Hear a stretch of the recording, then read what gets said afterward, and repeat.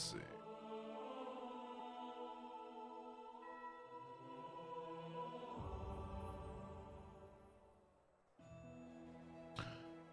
We were on our way to Heaven's Edge. Oh, we are at Heaven's Edge.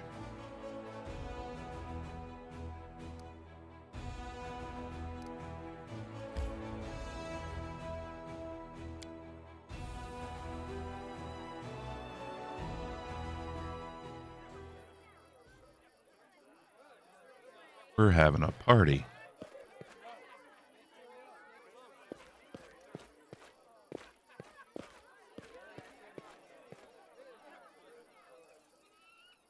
My not so numerous, but nonetheless dearest guests. About a year ago at my last birthday party, I assured you all that I nurtured a deep-seated hatred for boring people who give protracted speeches in the misplaced belief that their inner thoughts are of any interest to anyone but themselves. Now I am a whole year older and also a full-fledged crusader, an honorable position that requires me to be as dull, pedantic, and vexing as I possibly can. Therefore, a speech it is. Okay. The revered cleric Nestrin, my guardian and tutor, often told me that those who live a sinful life may expect to join the abyssal hordes after they die. This is why their path is the most despicable of all. A part of their soul may return to Mendev in the abominable form of a demonic invader. Every time we see a demon, we might as well think about it. What if this wretched creature used to be your great-great-grandfather? What if certain parts of this pointy-tailed beauty used to belong to your pious cousin? They say that the demons represent the sins of the souls they are made of. Succubi emerge out of lustful souls. Vandals turn into Abracandilu. Gluttons become Nabasu. I, for one, am determined to commit as many different sins as possible, so that the distributive mechanism of the abyss breaks when it tries to decide what to do with my soul. You, my dearest guests, will be my assistants in this complicated task. Eat, drink, and indulge yourselves in whatever vices you can. Let nobody leave this house as righteous as they entered it. Live every day like it's your last. After all, nobody knows when that day will arrive, do they?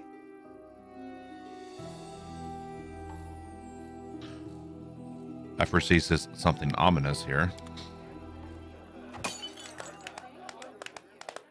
A smattering of applause. How interesting. Did you find anything interesting? Nothing really. I just took note of a few things. I attempted to find whether anything unusual or mysterious has happened to the Count over the last 10 years. During my conversations with his acquaintances, two people noted he never speaks of the Reverend Nestrin, the priest of Iomade, who is his guardian and tutor. Yet he just mentioned Nestrin in his speech, whatever that might mean.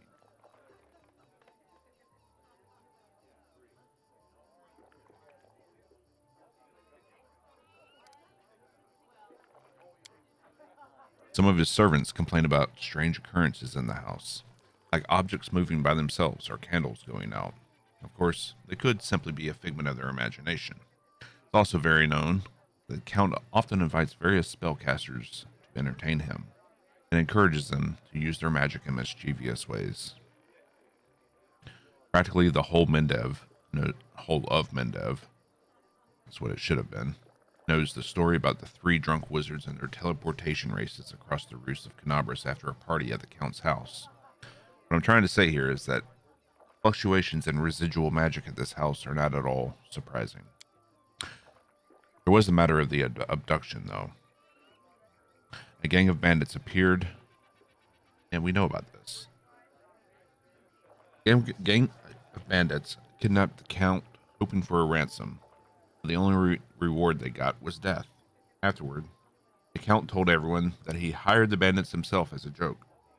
The other mercenary squad that freed him and executed the bandits was also in its employ.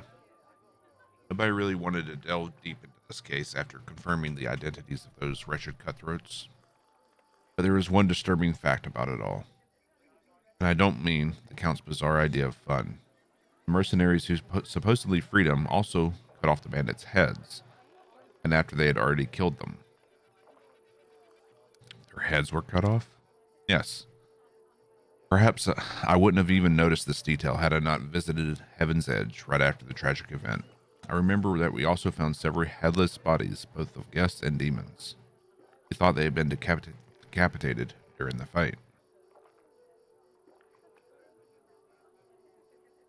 My companions have been finding severed heads among their belongings recently. Strangely, things like this weren't a problem before Darren joined the party. What? That's an alarming coincidence. Now we have another reason to conduct an investigation. It is crucial that we find out exactly what happened at the tragic feast. What do we need to do? Now that's the hardest part. I need to dive into the past of this place, which requires casting several different spells over some time. It would be very convenient for me if nobody interrupted the process, especially the Count himself. I don't think he remembers my face, but a suspicious large stranger casting unknown spells might attract his attention. All in all, what I want you to do is to distract the master of this house. Right now, he's playing host in the very place I'd like to start with. How do I distract him? I don't know. Maybe your companions can assist you somehow. Or can you take a look around? Perhaps there's something that can help us. Good luck. Come back to me when the Count leaves. And I will tell you everything I managed to find out, and maybe even show you something.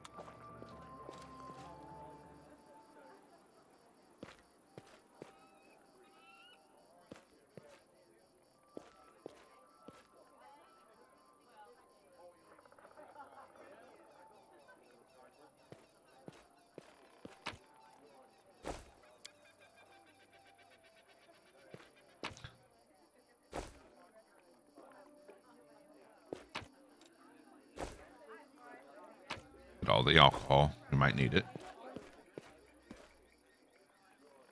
Let's see.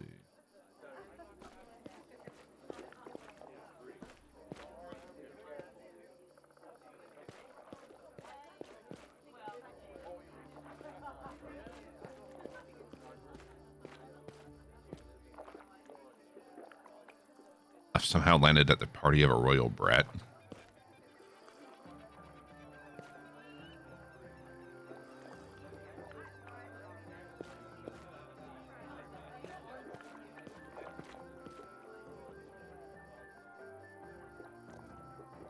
Many quiet nooks. I've always considered myself an athlete, not a hero. When doomsday comes, I thought I'd pour myself a glass of 100-year-old wine, sit on the front row, and just watch the world burn. Playing the violin was also an option. Now I'll be damned if I know where to end up in the Fifth Crusade. How'd I become the companion of a hero chosen by Iomade?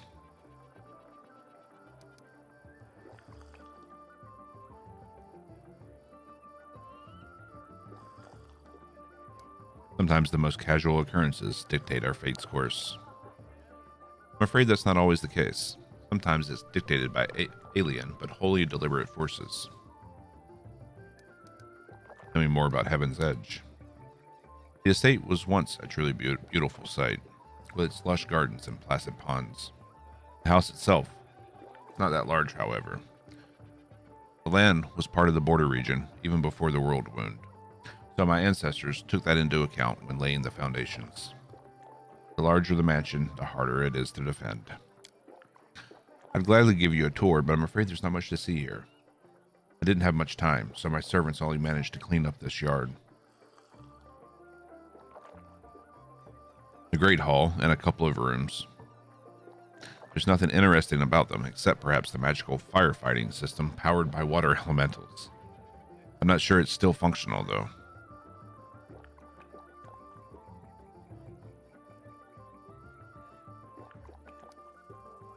So why did you decide to throw a party at the scene of such a tragedy?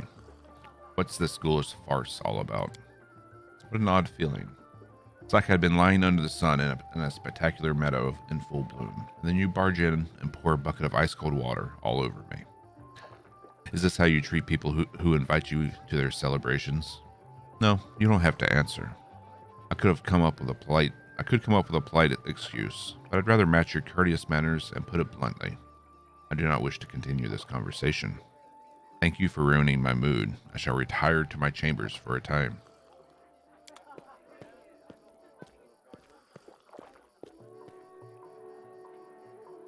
Okay.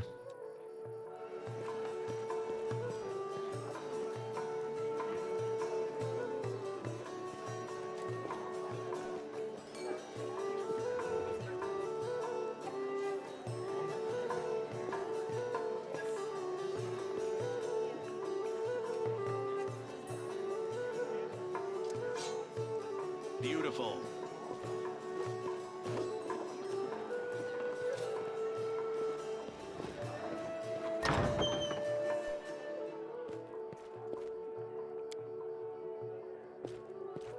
Let's see what we can do.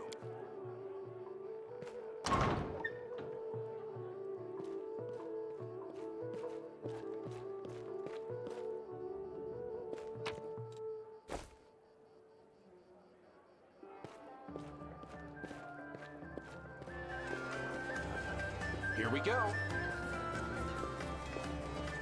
What's Ember have to say about this? There's so much food here. I'll let Soot eat everything she wants. She'll become twice as fat and won't be able to fly anymore.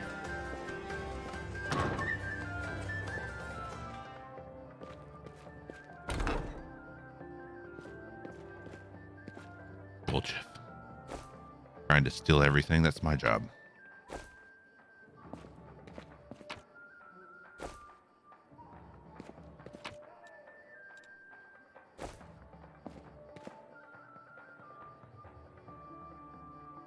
She was an SMR too. His mother was an SMR.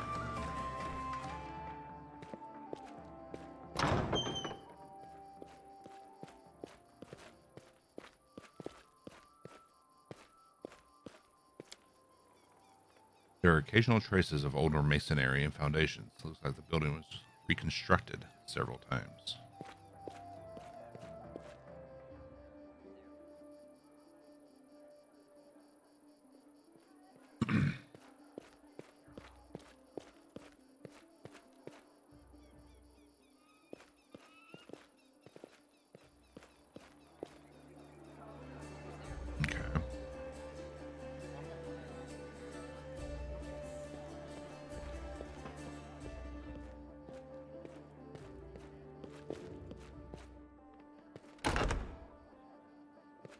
Is that a trap?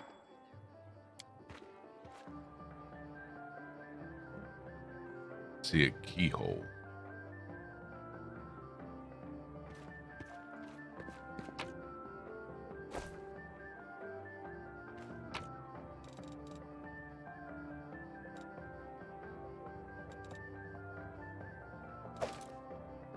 Clear purpose.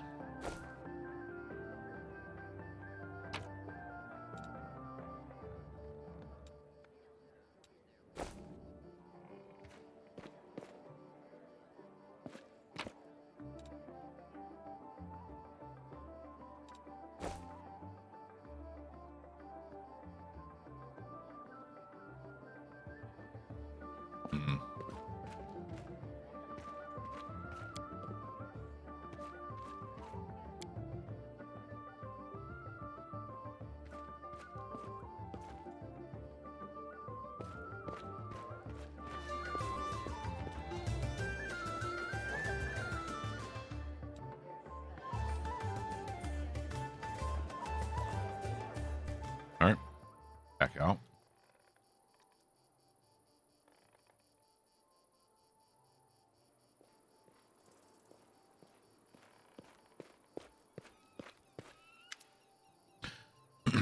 I see that you did your part, Commander. Thank you. Now get ready to watch and listen closely. I will unravel the past of this place and try to show you whatever I find.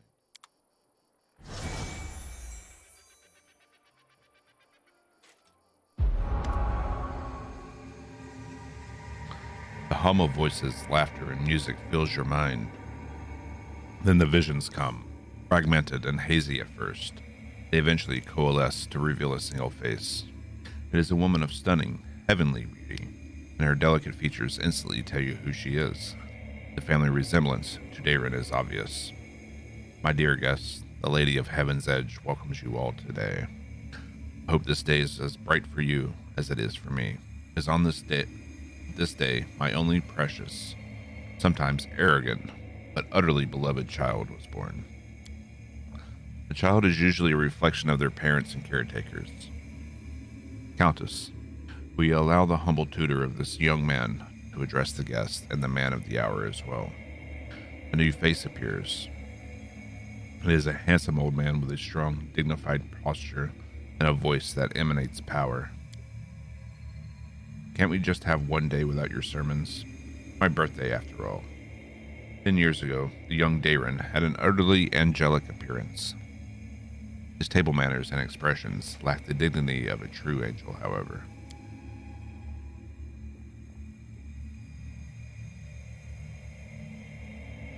Day, I'm sure the Reverend Nestrin only wanted to hug you and offer you his best wishes on your birthday. Wait, what's that noise? Ruh-roh. The Lilitu. The shrill laughter rings in your ears and reverberates at the base of your skull. In the vision, a Lilitu appears before the guests of the estate and gives them an exaggerated, scornful bow. The sorceress of evil, has come to your celebration, mortals. Did you prepare a treat for me too? What do you want, spawn of the abyss? I've already done everything I wanted to. Hey you, doddering cleric, look around. Don't you notice anything odd? The plague is in your wine, in your food, in the air around you, in your blood. Soon you will all die. Pray to your pathetic goddess and call upon your healing powers all you want, but they're not going to help. Nothing will help you.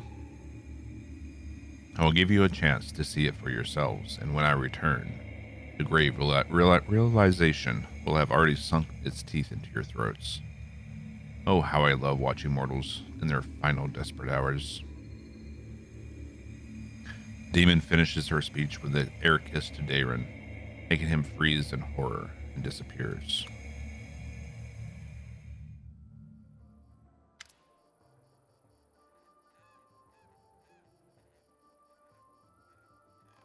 The first appearance of the disease in the Lilitu. One of the many sisters of the accursed Monago. So far, everything I've seen matches the official versions of the events. Who are the people in the vision? Countess Selena Arendé was Darren's mother, one of the most beautiful women in the history of Mendev. He was an Aasimar just like her son. The old man is the esteemed cleric Nestrin, her count's guardian and tutor. He was well known for his unfaltering faith and iron will. I was only passing acquaintances with him, so I can't tell you anything more than that. I didn't recognize the others, but Darren told me that the first victims of the disease were his second cousin and the cousin's wife, hailing from the eastern border. Surely the cleric could have done something. I can't say for certain, but I believe there was nothing he could have done. Magical diseases are already difficult enough to cure, and this plague struck very fast indeed.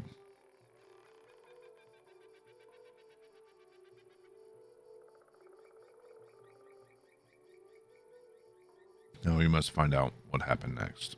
What now? I can sense the aftershocks of a very strong outburst of emotion and memories somewhere in the west wing of the house. Something must have happened in one of the rooms, so please check if anyone is in there and distract them if need be.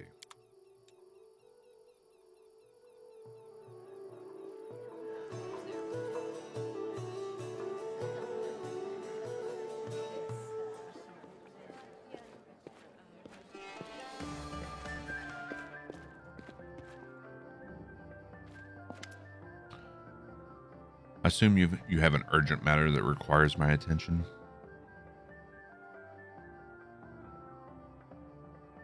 What is this room? Just a random room. I told my servants to make some rooms ready. This is one of the rooms they chose.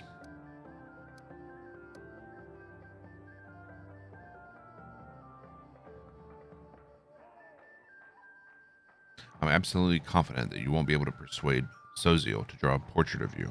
A nude portrait, that is. Sounds like a fine idea. Our cleric will surely turn down a direct request.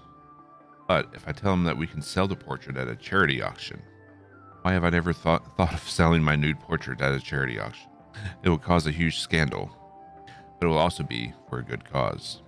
This will give those God-botherers something to complain about. You've given me a brilliant idea.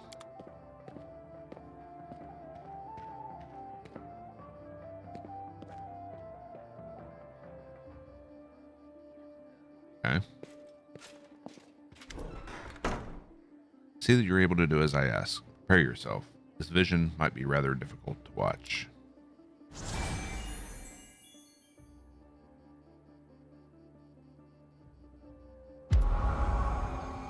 Young Darren stands motionless by the Countess' bed. His face is pale with fear, and for good reason. His mother's heavenly beauty is gone. Her smile, once beaming with vitality and happiness, looks more like the grimace of a corpse. Only her golden hair still glows, a sad reminder of the healthy young woman she was just a few hours ago. Mother, can you hear me? Mother? Day, my boy, how did you get here? Don't come any closer. This disease. Mother, listen. The revered Nestrin has sealed the gates. He says that he won't let anyone leave the estate. If the plague reaches the larger settlements, nobody will be able to stop it. He claims this is why the demons attacked us in the first place. They knew that we would call upon the strongest clerics to heal us, and those clerics would catch the disease and die as well. The fat baron and his family tried to escape, but 3 armed paladins barred their way and said they would not let them go. Mother, we need help. Canabras is full of clerics, wizards, and demons. And demons know who else. They might know how to stop it. We need to get there as soon as possible. We must obey the revered Nestrin. We are the lords of Mendev, and we must protect our people. If the plague, if it reaches Canabras, thousands of innocent people will die. I don't care about any innocence. You're ill, Mother. You're dying. You must tell them to open the gates and take you to Canabras. They won't listen to me. You are the lady of the estate. They can't refuse you. I can't. I must. Please leave, my dearest. Don't lose hope. You can still... A convulsion overtakes the Countess' body. Her last words are swallowed by a guttural groan. Now I have an answer to one of my many questions. Nobody went to Canabras in search of help because the revered Nestrin didn't let them. He valued the safety of the city more than the lives of the flock of the estate. What a difficult choice it must have been. Was there really no other choice? Who can say now? They could have sent one of the paladins to bring help from Canabras, assuming that the Knight of God was immune to the disease. Perhaps Nestrin thought he might need them to maintain order.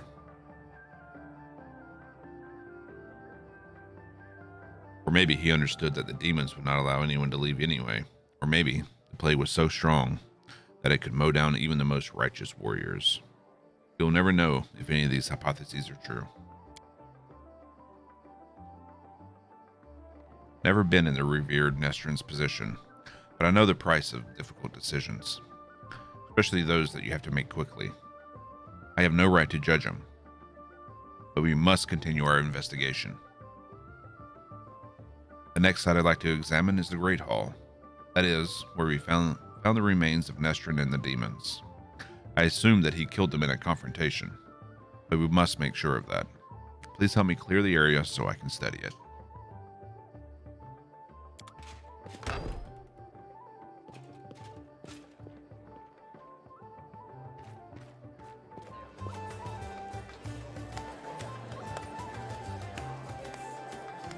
Stop trying to talk me into this.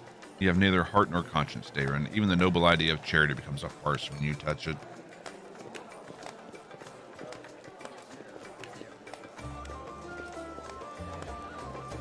I can handle it.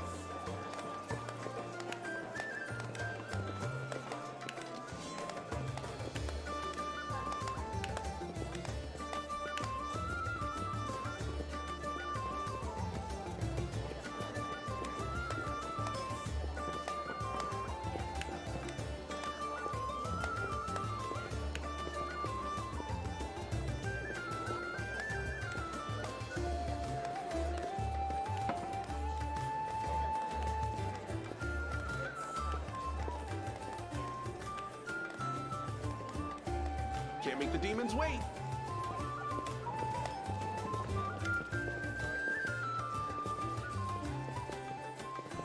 There is a feverish gleam to Darren's eyes, owing either to tipsiness or some overabundance of emotion. Oh there, Drast. That rotter, Soziel, refused to sketch me in the nude for charity, but it didn't upset me too much. The faces he made while I was explaining the idea to him were well worth it. He looked very much like a pious matron being confronted with a talking male organ. One that was 2 foot long and being held aloft by a pair of golden ancient wings. How are you enjoying my party? Are you having a good time? How about you, Darren? Are you having any fun? Of course I'm having fun. What's wrong? Do you want me to spend my whole life in fear and mourning? Blaming myself for what happened? Fine, let's change the subject. I thought the unique ambience of Heaven's Edge and the fact that we're on the very border with the World Wound would make this celebration special. I thought the past would resurface and make itself known. Well, it seems even ghosts don't wish to attend my parties anymore. What can we do to liven up the evening?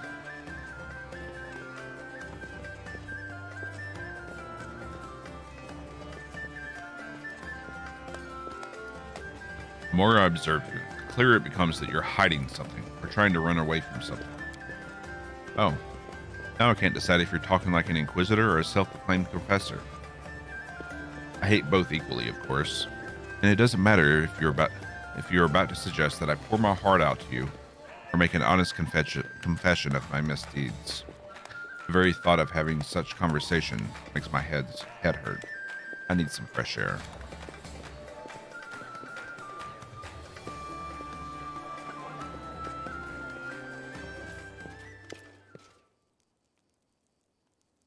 Here we are again, Commander.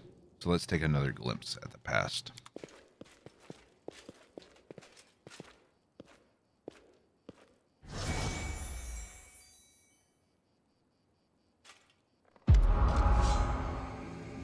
A ripple of laughter flows through the hall. It begins as a sweet, charming chuckle, but it turns into a rasping cackle that makes Darren huddle even deeper into his corner. Why are you running from me, my sweet prince? Come on, let me touch you. I'll give you. Get away from him, demon. Let the boy go. By the blade of the inheritor, you touch him only over my dead body. You pathetic old cleric. Are you the guardian of this charming little prince? Well, you guarded him in vain. The disease is already circulating in his blood, and soon he will rot before your very eyes. You won't be able to help him, and I can at least make sure his death is beautiful, clean, sweet. We'll see about that. Something is wrong, Commander. My spells are not working as expected. As if a kind of supernatural explosion occurred here 10 years ago, blending everything together. The magical auras, the emotions, the memories. I'll try again to read it. It'd be dangerous. Not safe for certain, but it's unlikely. The past is in the past, and no one can travel through time except for some uniquely powerful entities like Aeons, or perhaps the eldest of the First World. Even though the past of this place is horrible, it poses no threat to us in the present.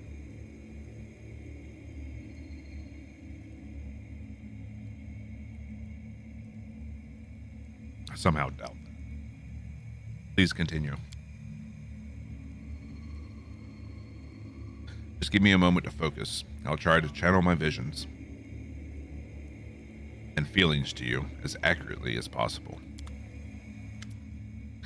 Aaron, my boy, what's going on? The other's muscular shoulders suddenly begin to shake.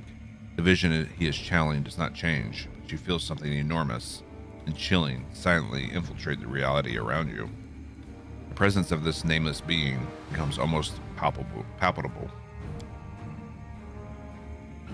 Some alien entity is talking to him. Hurry, old cleric, stop him right now. Do you really want to see what happens when? Save me. Can you save me? The presence thickens into something more tangible. Then the entity is silent. What's up, Patch? Just shake my moneymaker? Yeah, but that can be banned on Twitch.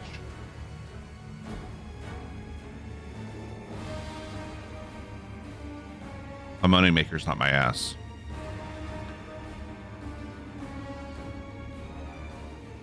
Giggity.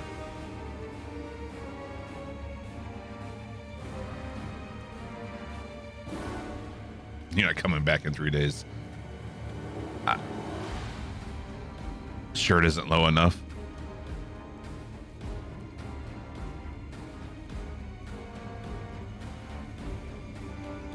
The entity is silent, but you feel your blood pulsing in your temples, and each beat brings a new image, or rather a new notion. Help brings a feeling of relief and safety. Exchange makes the pulse stronger, more demanding.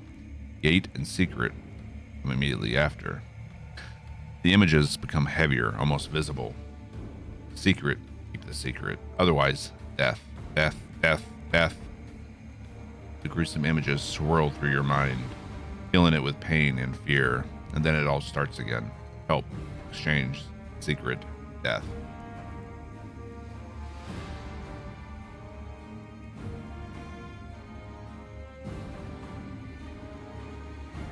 Multiples 59s died at the finish. Hardcore WoW. Damn. Yeah, good luck, dude.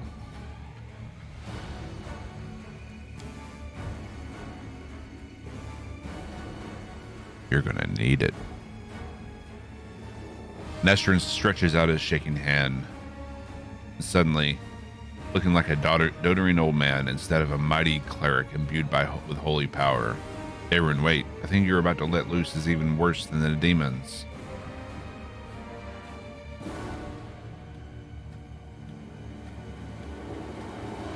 Caves are evil.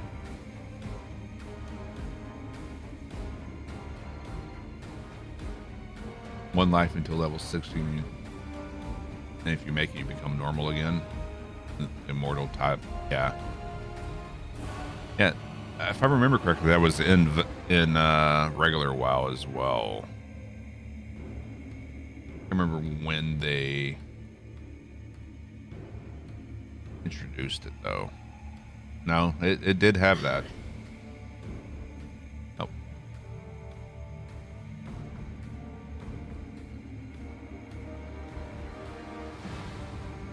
It was want to say Burning Crusade, but maybe Wrath.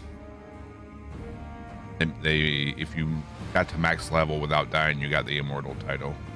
But it wasn't like a hardcore rule set where your character is deleted or anything like that. It was just you didn't get the title.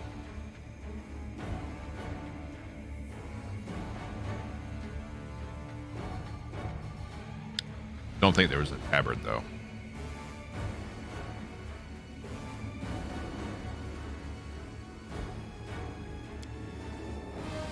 Aaron's body is quivering like a taut bowstring. His eyes dart from the cleric to the demoness, who is frantically casting protective spells. Demons, saints, I'm so fed up with all of you. Burn.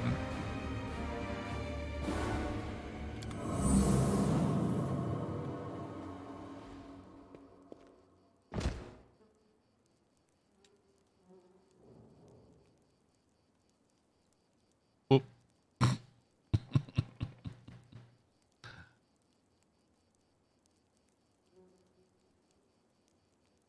slapped by the bot. Hold on.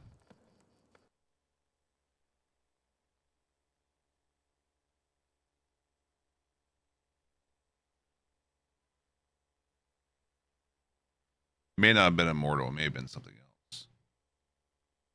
Yeah. Let's see.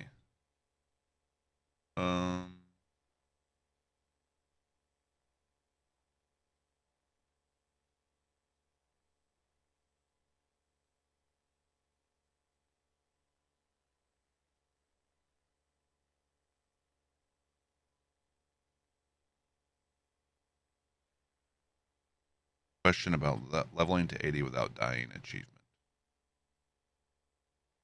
There's an achievement for leveling 1 to 80 without dying. It's called Master Crafter. That was a joke.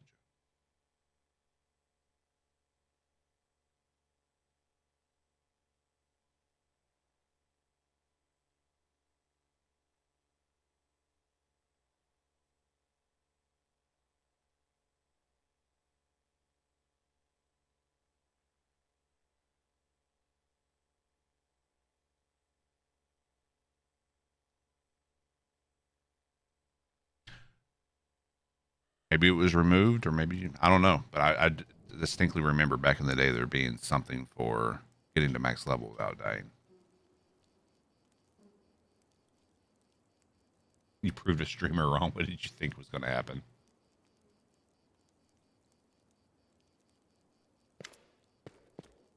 Maybe that was in the alternate timeline. I don't know. Different universe. Theodore opens his eyes with a groan and then gets back on his feet. His legs are wobbly. His eyebrow is cut, but he seems not to notice.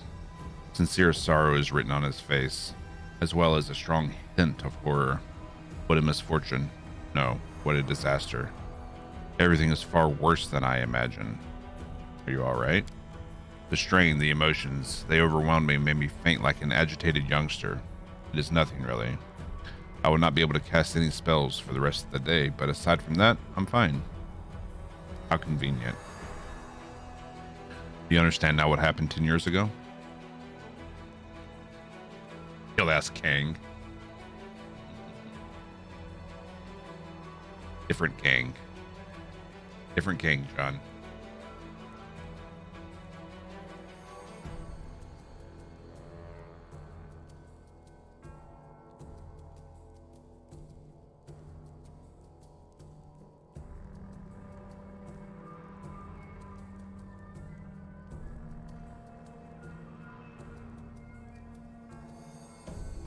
The Inquisitor slowly exhales through his clenched teeth and says in a low voice, still massaging his temples, yes and no.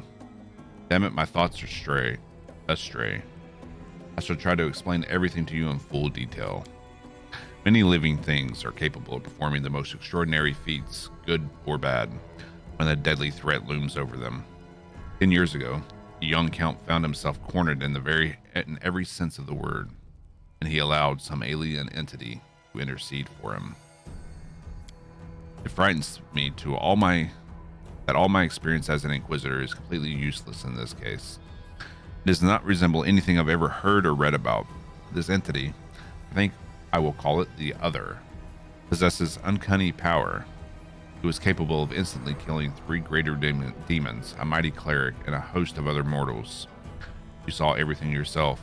What's even worse is that the deity, this entity, this Other, it's still here.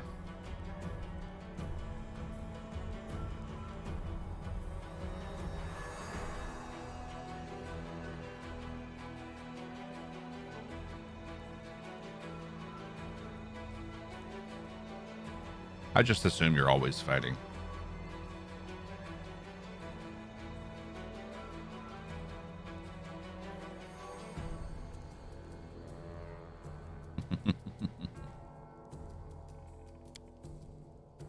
The Other takes a long pause. His gaze is drawn to the chamber where all the guests are laughing and dancing. Daron's eloquent voice rises above the music for a moment. He's asking someone to bring more wine and add more logs to the fire. I don't know what exactly this creature is. but I know what it did to the Count. It turned him into a living gateway. The other is not inside the Count's body. It's not directly controlling his mind. That's rather no obvious signs of possession, but it is looking through his eyes. It treats him like a window into our world, and it can instantly step through it to wreak whatever havoc it desires. Does Dayron know anything at all about this? Yes, of course he does. Did you hear what the other tried to convey to us? Help in exchange for a secret? Death? Death to those who know the truth? He wants to have an opportunity to use the Count as a gateway without anyone knowing. This is what made Dayron deny that he remembered anything about the conclusion of the events at the Heaven's Edge. But you do love Pathfinder. How could you not? What might the other want? This is the strangest thing about it all. It came to this world 10 years ago, and it's still here, right? All this time it's been watching us through the eyes of the Count. Had it, for instance, wanted to kill Her Majesty the Queen, it would have had plenty of opportunities to do so. The Count can get close to practically every influential figure in Mendev, but the other refuses to act, where its interests lie in some other sphere.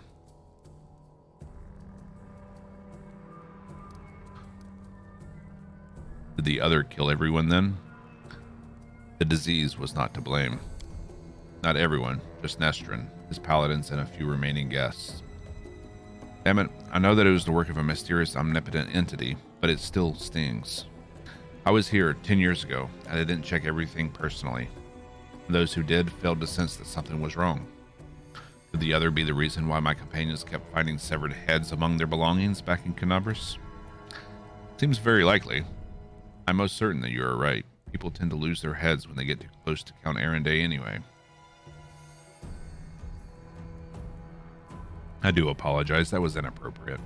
Perhaps your gruesome findings are the heads of some cultists who tried to kidnap the Count during Canabras' slaughter. Or perhaps they provoked the other in some other way. Well, we have to do something. What are we going to do? Sounds like that other thing is a lot more powerful than we are. Yes, now I understand Father Nestrin perfectly. I must make a crucial decision, despite a dearth of information.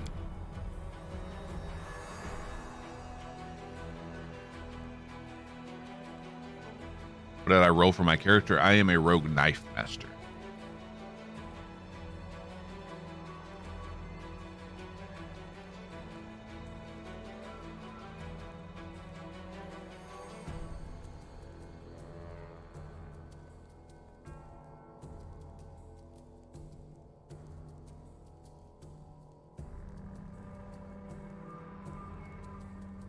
The knives in your back? I thought you did that to yourself. The Inquisitor falls silent for a while. Then he looks you right in the eye. Commander, first and foremost, I must apologize to you. Second, I must ask that you keep this secret. What are you sorry for? I apologize for dragging you into this mess.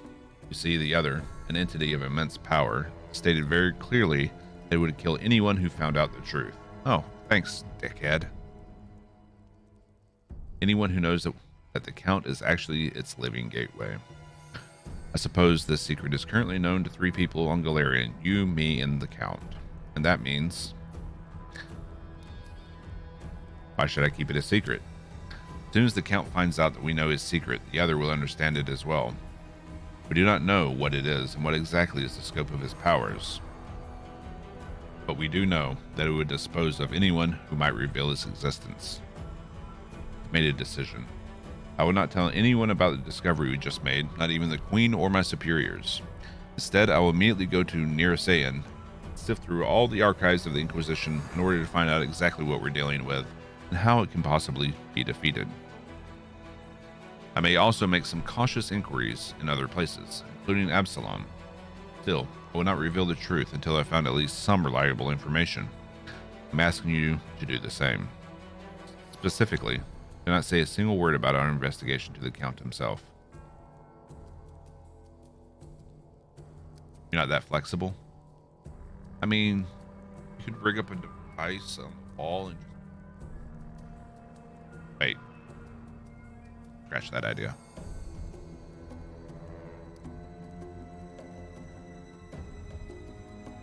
Hope you aren't parched from all the reading. That's why we have a monster.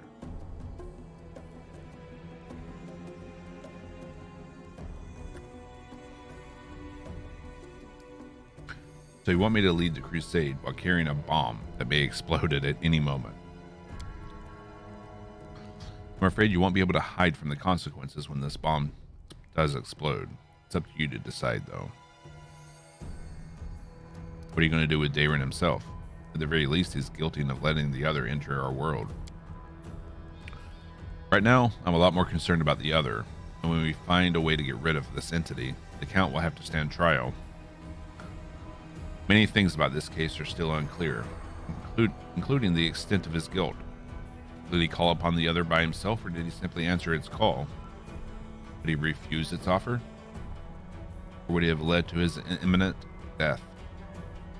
Every detail is important, and every testimony needs solid proof. That is the difference between the righteous justice and blind vengeance. I can't promise you anything.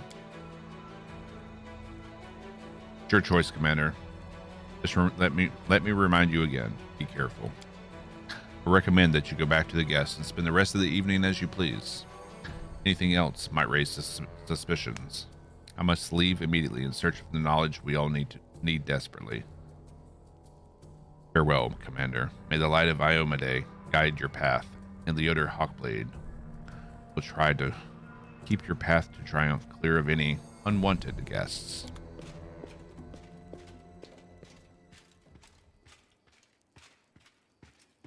You have webcam. We know of at least one monster. No, she's at school, right? Gremlin.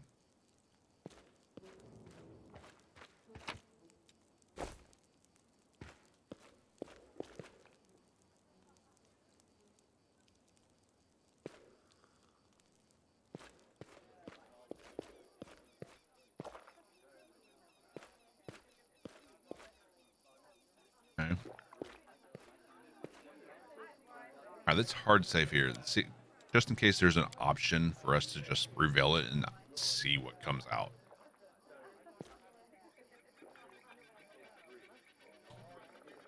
Well, we can't say anything.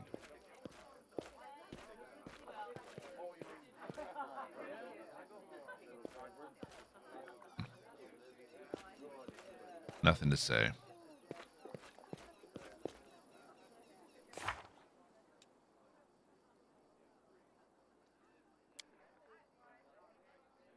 Okay, guess that's done.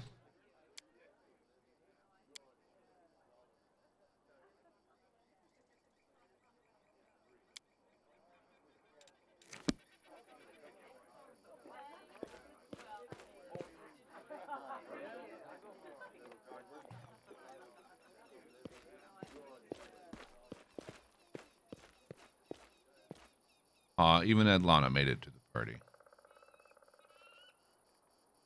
Sitting in the corner all by herself.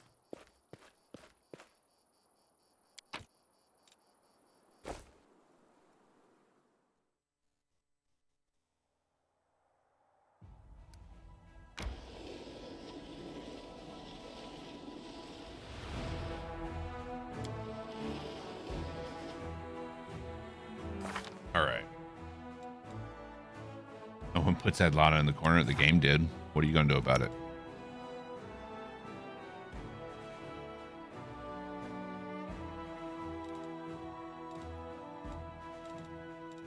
Buck. Just means I have to try to tame you.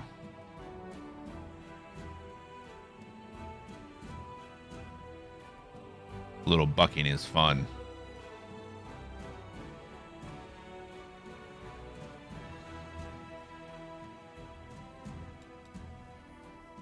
People would say it's just bucking fun.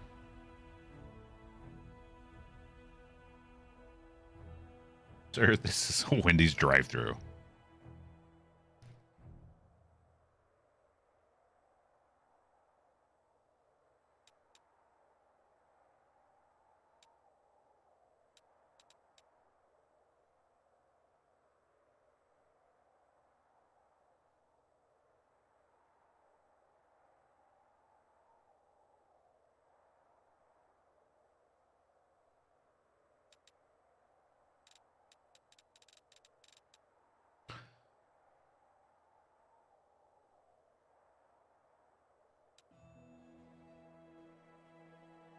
Doesn't he already have this? It's energy. Protection from alignment. That's all alignments, not just evil, so that's pretty pointless.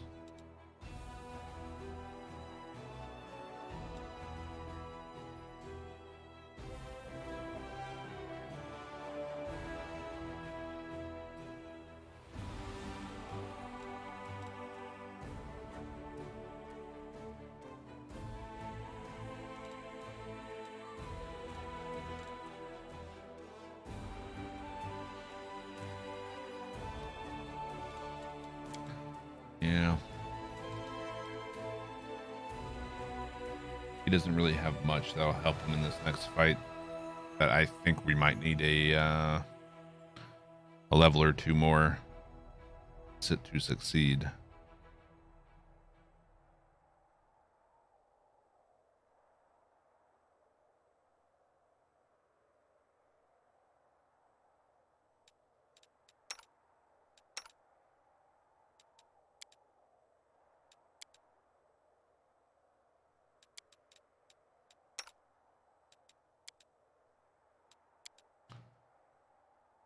Having reduced person might. So we have that. Having large person.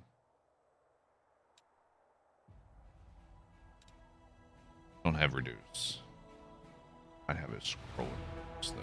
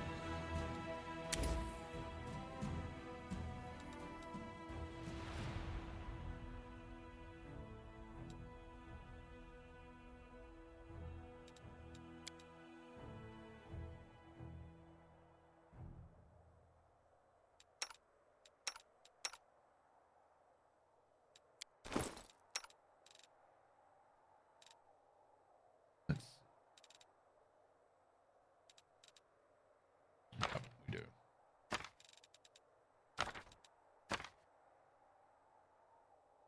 If we reduce that guy's person, he won't hit nearly as hard.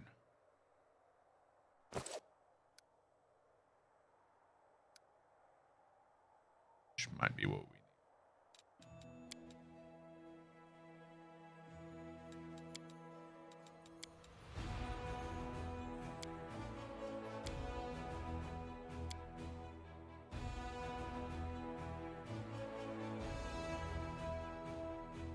Your right side reacts more vigorous to temperature changes than your left side. Wonder what will happen if you fuse your right side and set your left side on fire. Yay. Demons are always trying to do that to me. Guess that's how their experiments ended. Or guess how their experiments ended.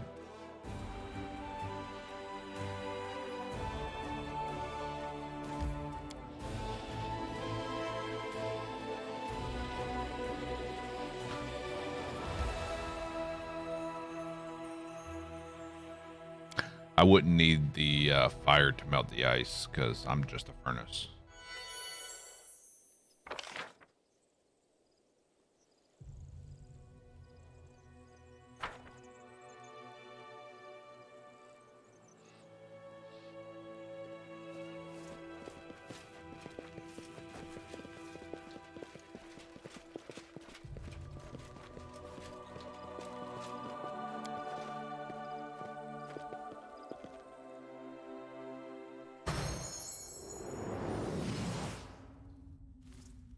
Alright, let's give this a shot. We hit a roadblock with this fight yesterday, so we're going to try something a little different.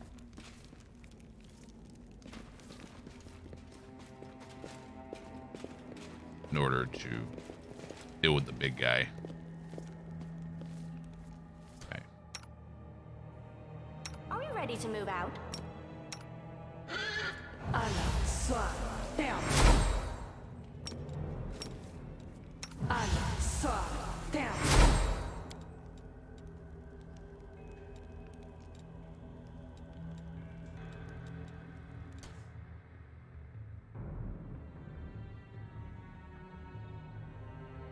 No reason to pause.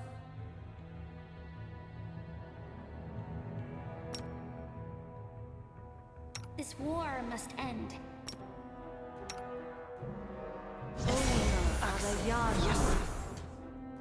I welcome your company.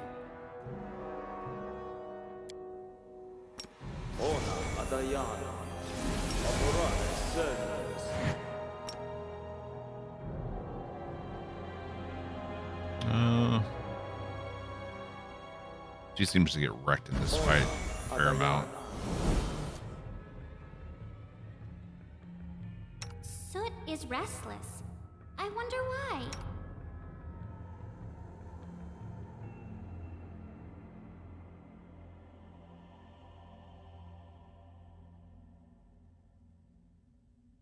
That's where you're wrong, John. My oldest is 19, soon to be 20. And when she said she wanted to move out, I didn't want her to.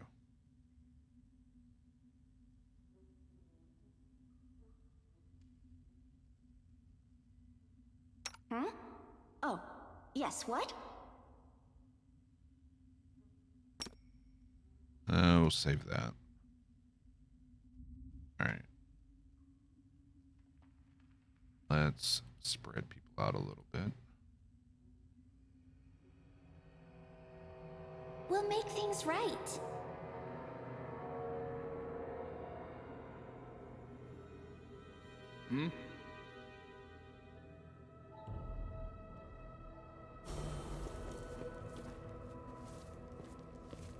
I will help where I can.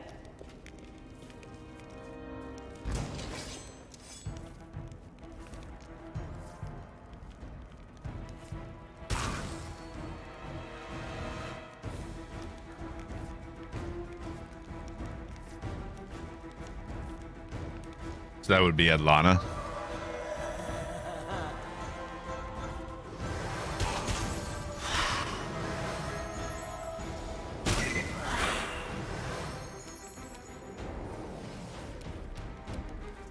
I mean, to be fair, once she made the decision and she was ready to move out, I was the person who was like, get your shit out.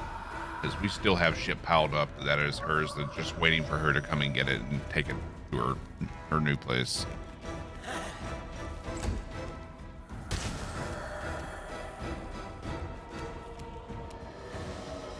You've crossed the wrong mongrel. Nice. Okay.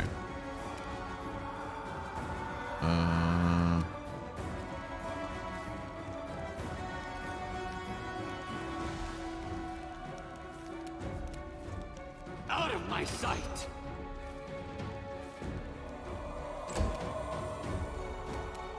Into the fray!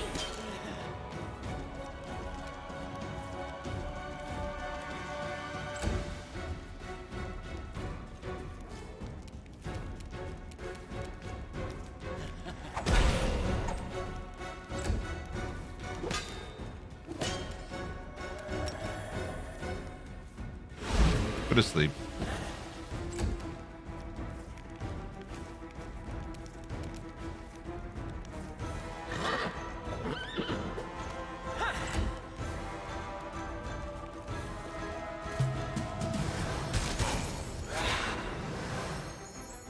Yeah, that kind of made it easier on me too. I mean, he's only a few miles away.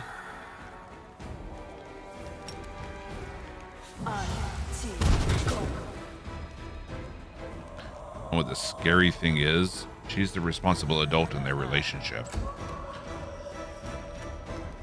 You won't survive me.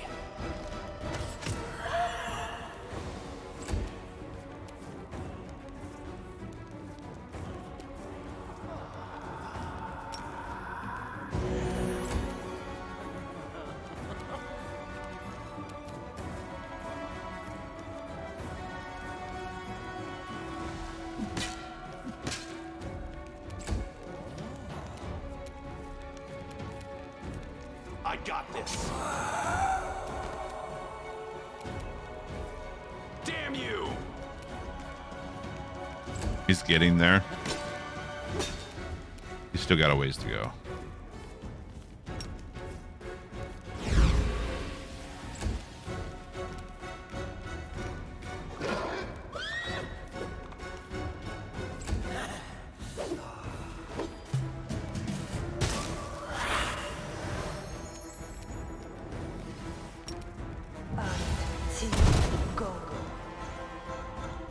The givers of faith. Can't give something I never had to begin with. Endure this.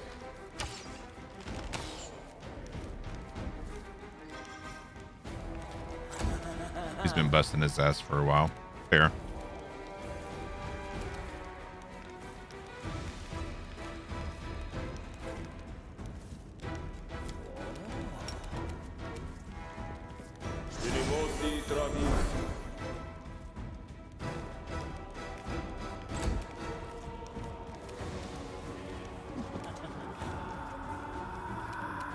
The Inheritor, guide my blade. Are you still here?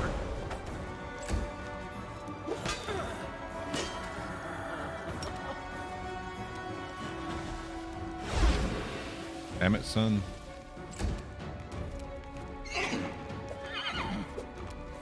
Dare you resist?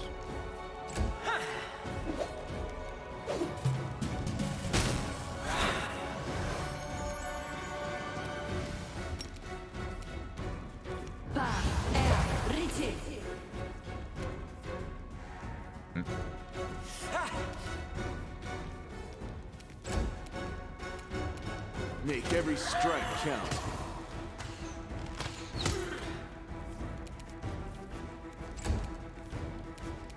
I will see to your demise.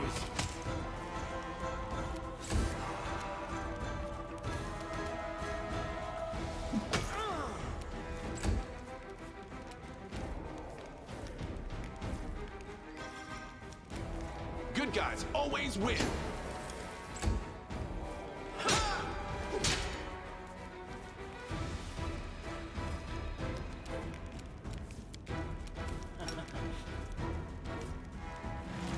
Nice.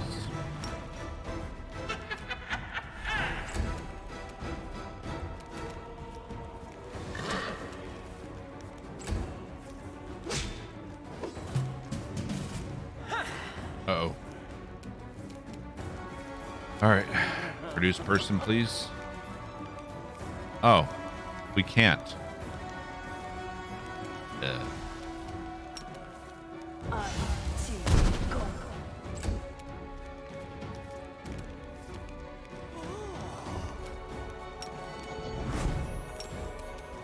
You've crossed the wrong mongrel.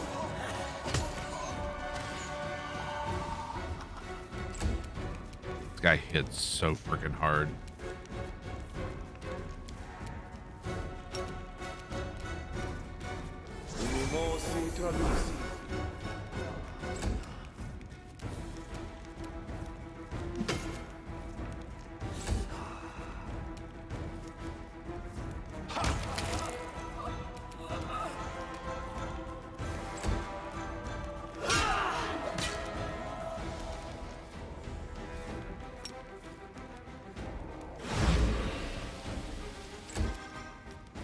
Worth a shot.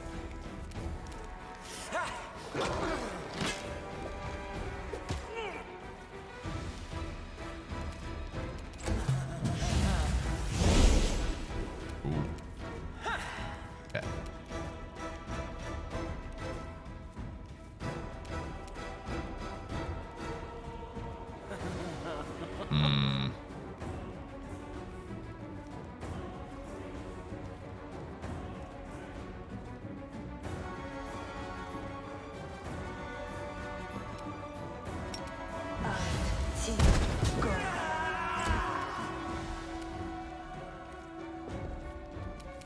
You won't survive me.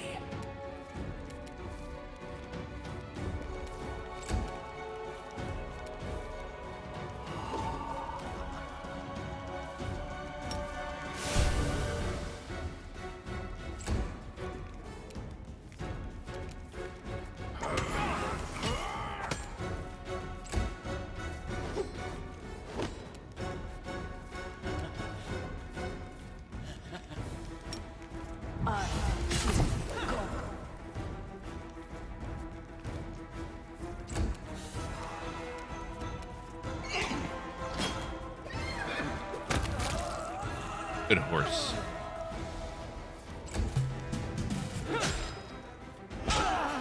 Damn it. In one turn, he killed 2 party members.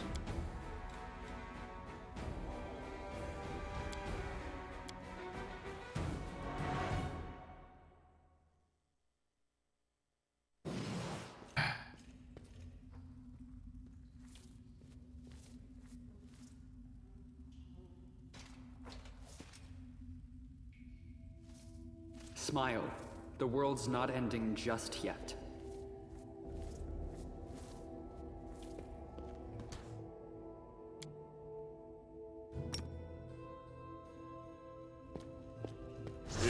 Yet another obstacle.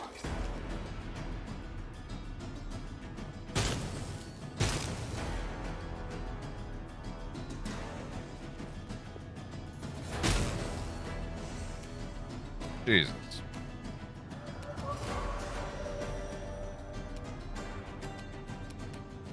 I got this.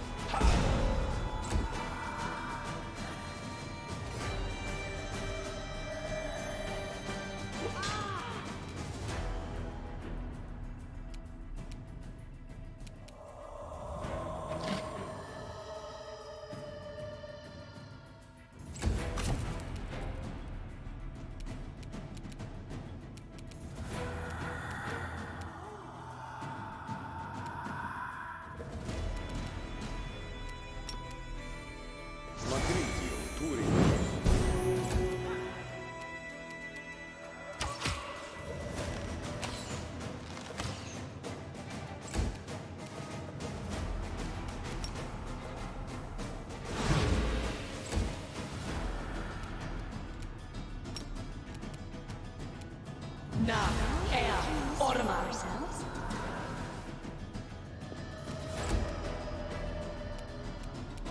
The light take you!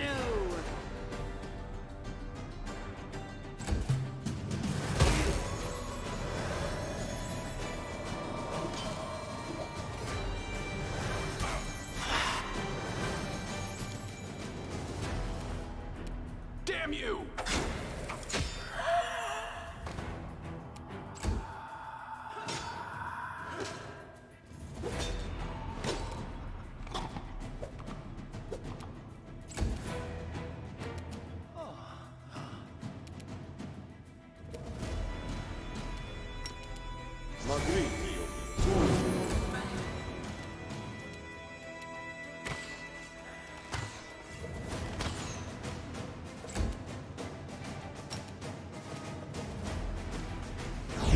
Go to sleep.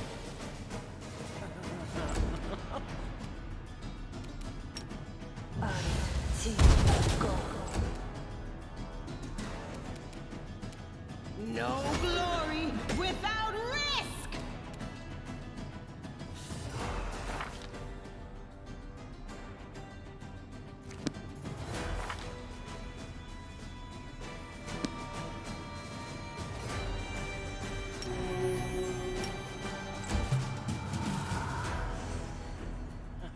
Oh, guess I can see her through her invisibility.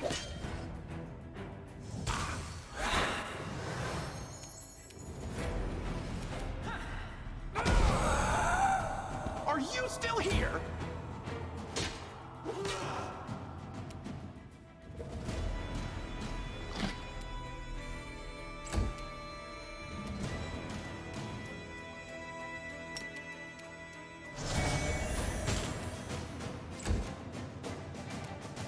You've crossed the wrong mongrel. Beautiful.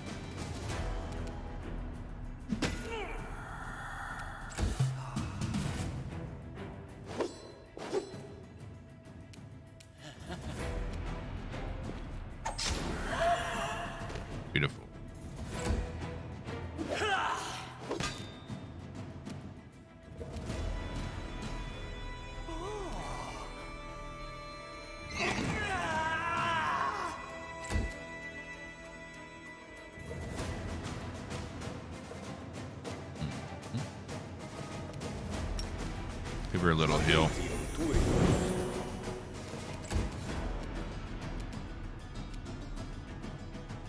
You won't survive me.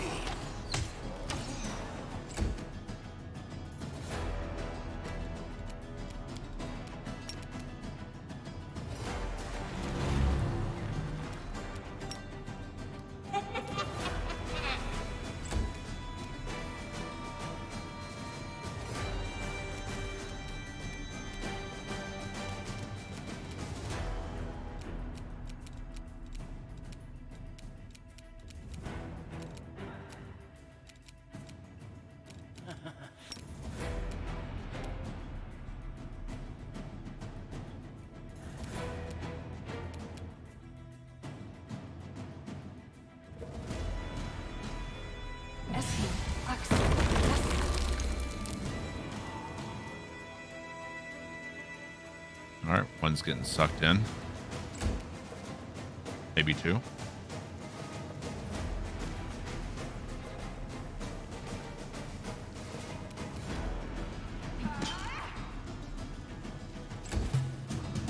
Yep.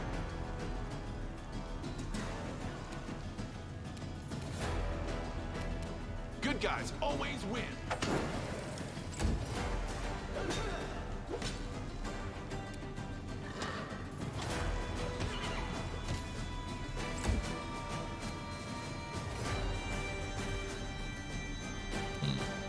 Maybe glitter dust them.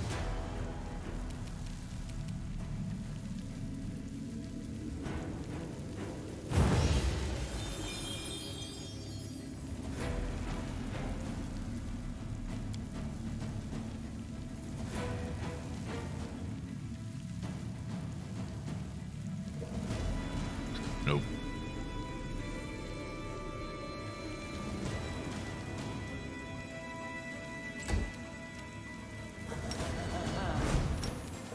Endure this!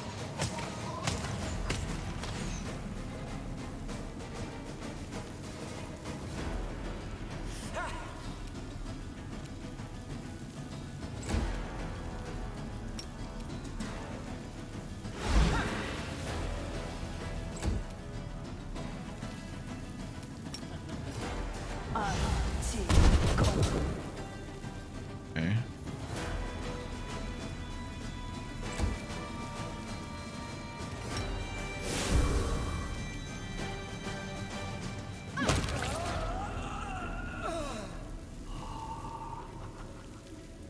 Okay.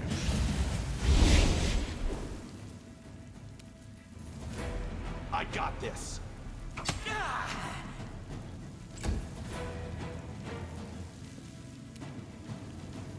They didn't stay down there long.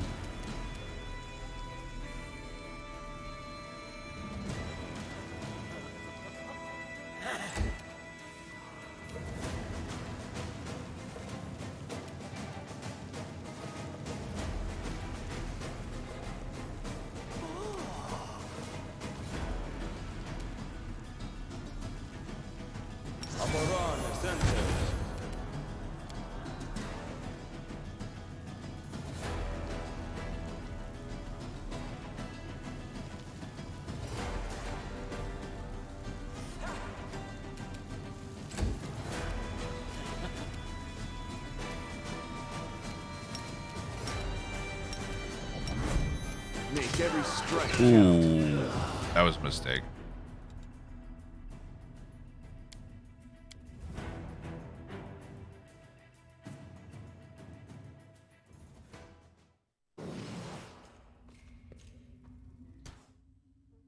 Okay. You are my favorite aide.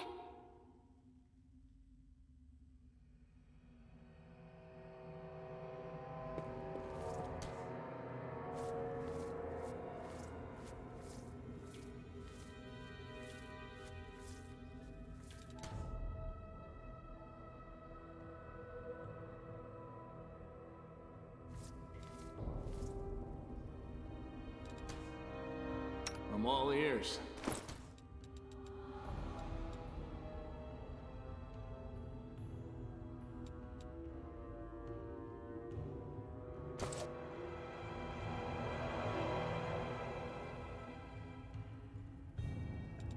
should I?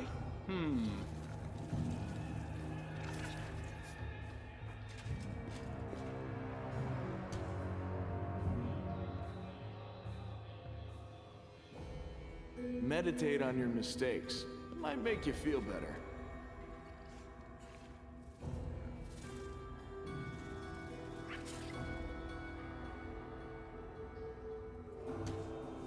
Oh, skip the pleasantries.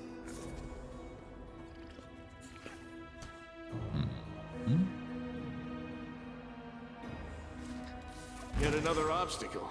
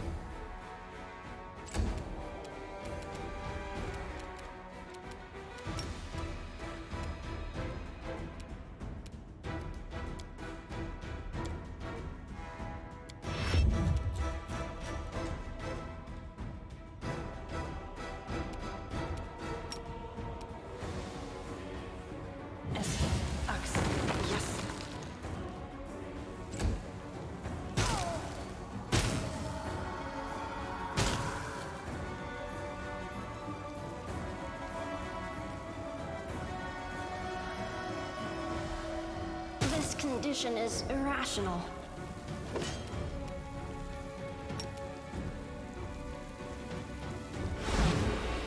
Go to sleep.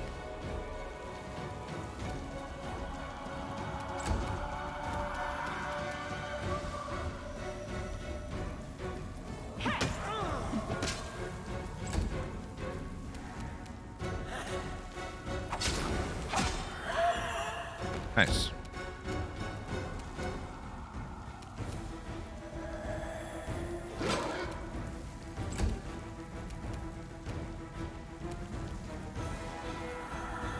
You've crossed the wrong mob, brother.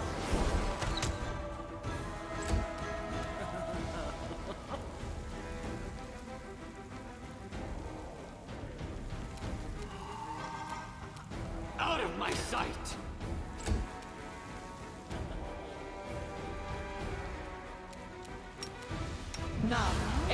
Let's treat ourselves. Actually, let's move her over here. So we can cast invisibility on Ember as well. I dedicate my body to science. Or not.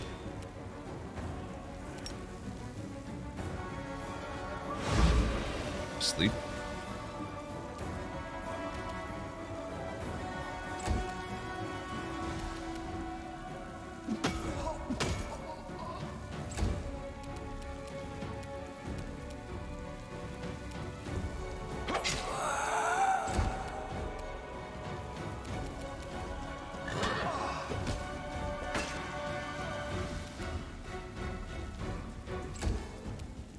You won't survive me.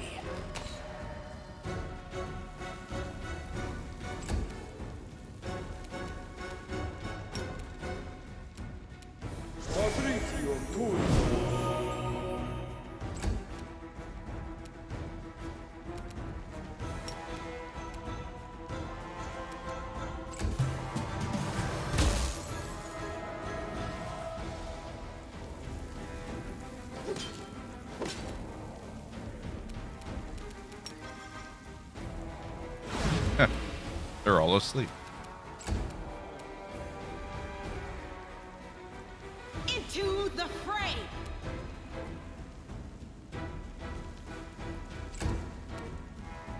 I got this.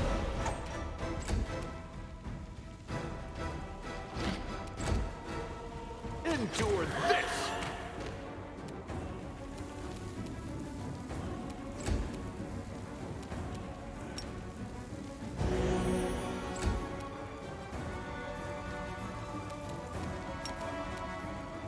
Na, er,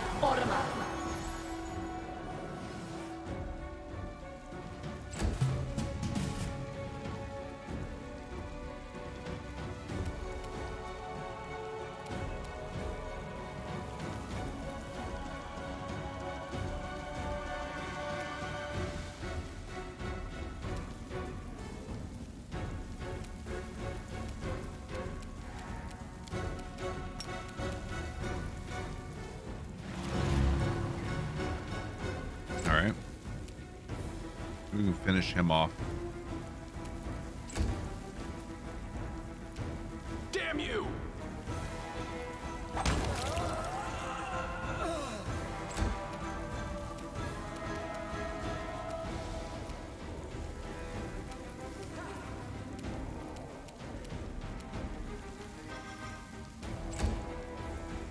Hey, Toon. How you doing today?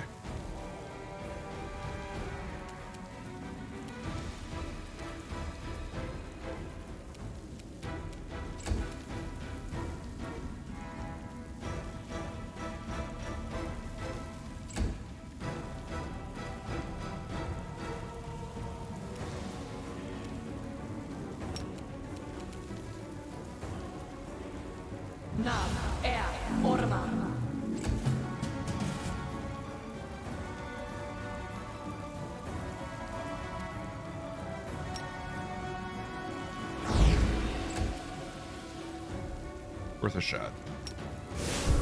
The light, take you! Are you still here?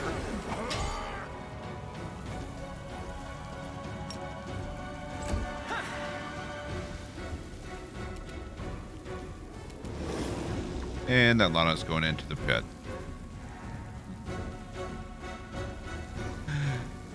Yeah, no more liver and onion.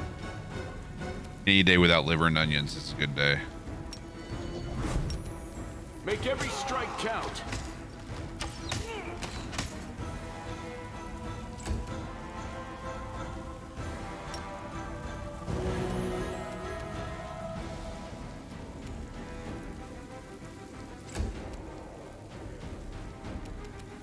Haste up.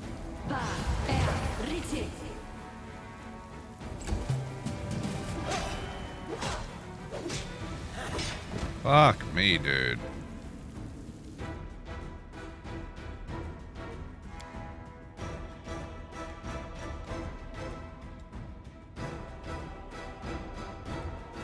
Yeah, we just don't have the juice for that fight.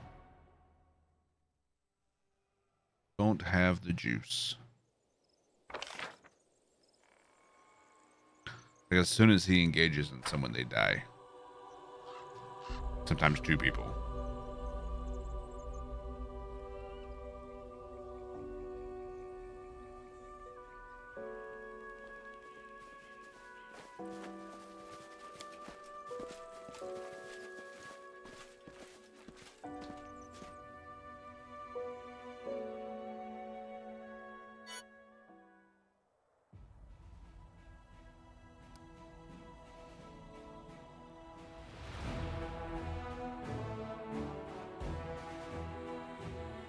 Okay.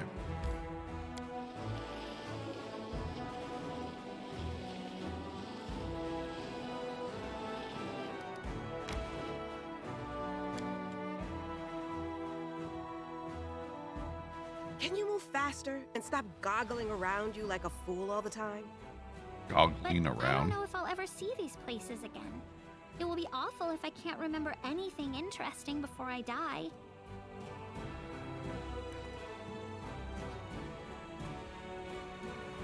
She wants to see something interesting, but she's surrounded by like things that most people would never see in their life.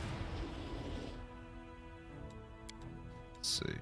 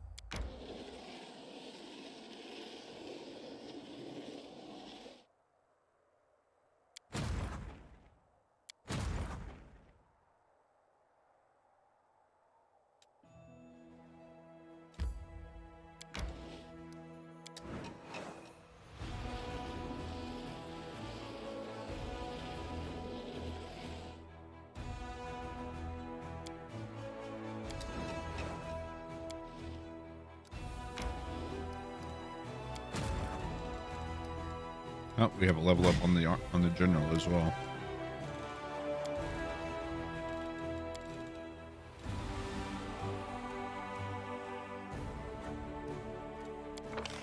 Nice.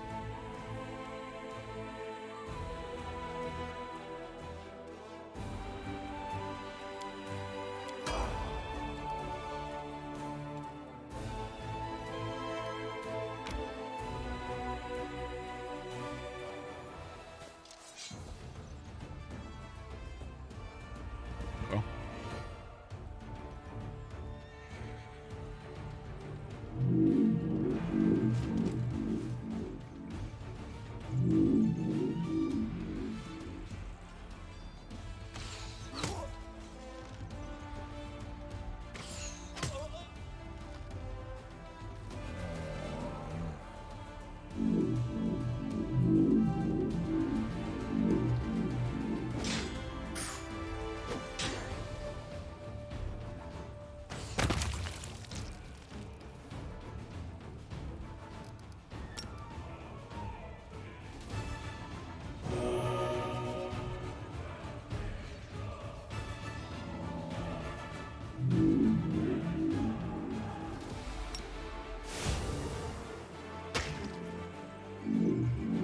Oops.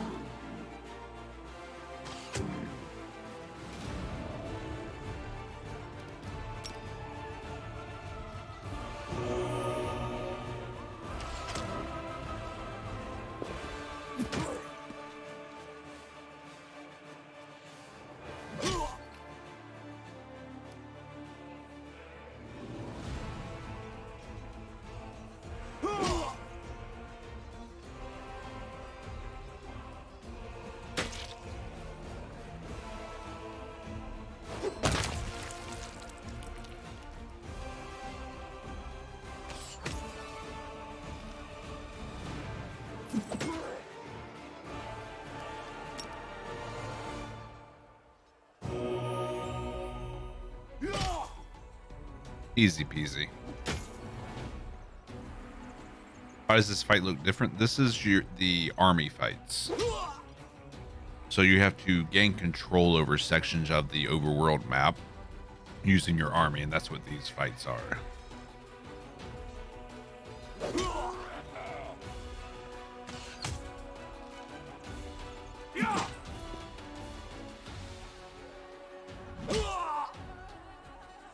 Because if you don't clear out or gain control of an area, your characters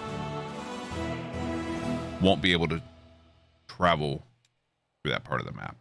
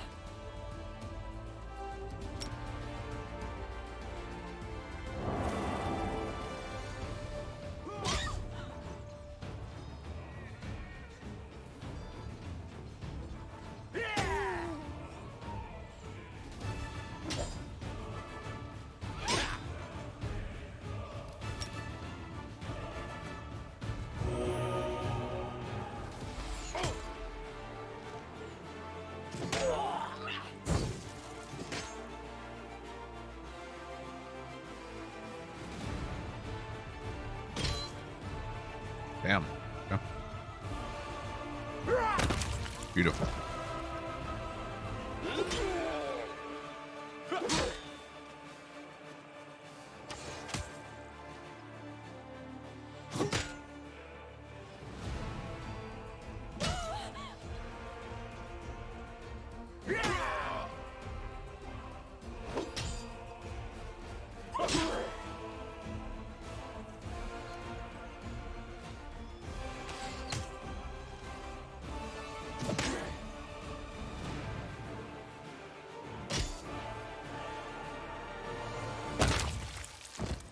Outstanding. Easy Easy.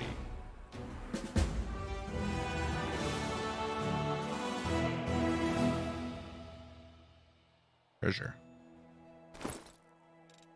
Ring.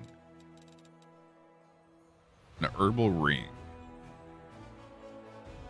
+4 morale bonus against saving throws with disease, nausea, second.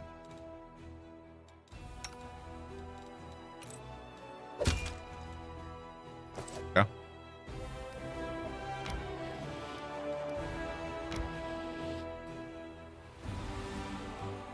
I should have saved before going here. This might be a tough fight.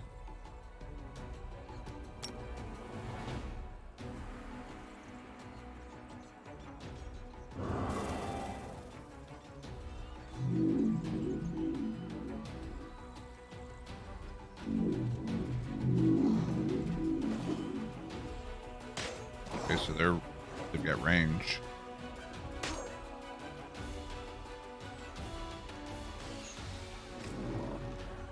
All right, they go down quick though.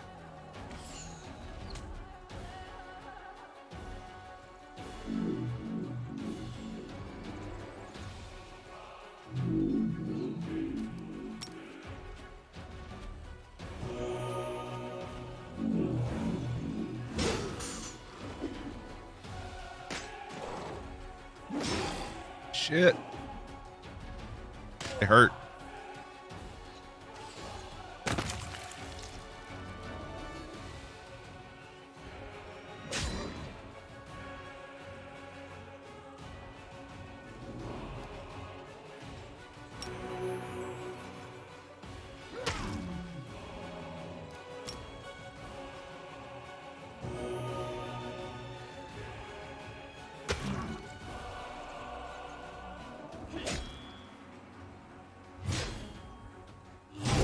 Damn.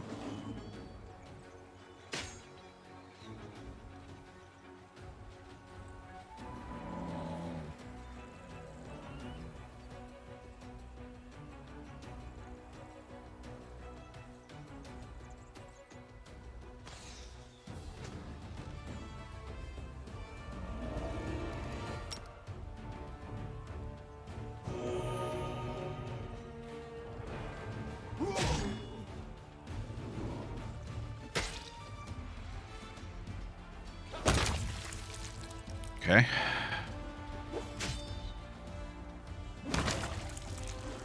That's bad. That's bad.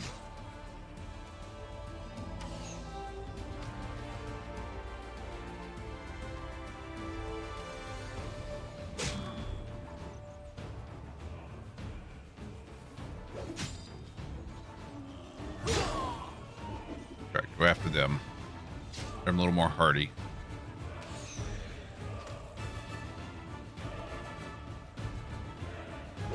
And they hit damn hard.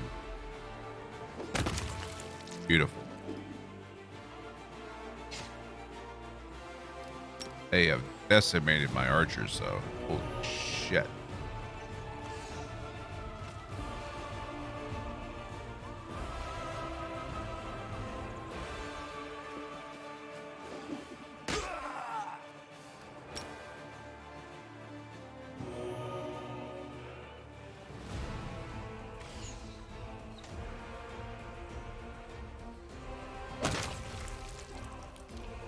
Okay. And we lost 59 archers.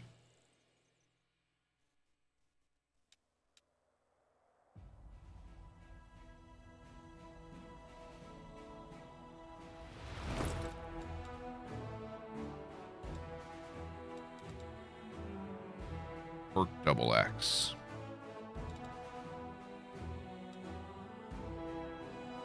Yeah, we got these earlier. Ooh. Okay. Cast healing spells without getting provoking attacks of opportunity.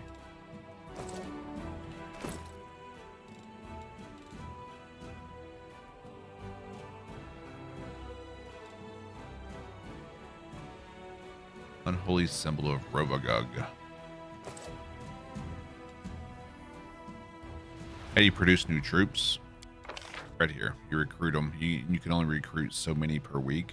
And you have mercenaries you can hire as well, but they're expensive. So we lost almost all our clerics.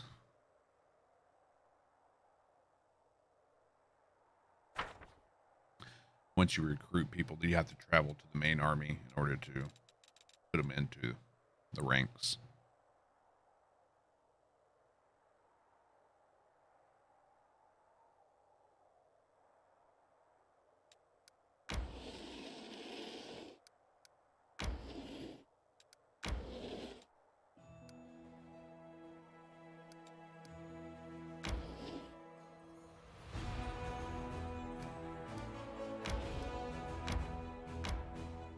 No movement is left.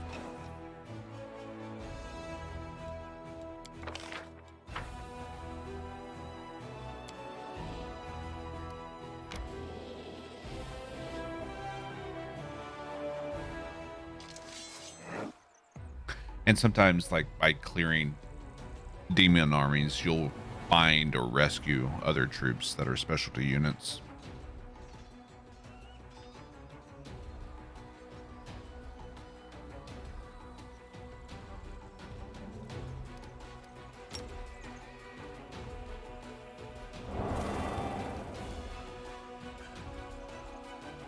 And this is your general over here, and they have powers that you can utilize. Oh shit! Didn't mean to do that. Not on the archers, at least. Stinking oh, son of a bitch!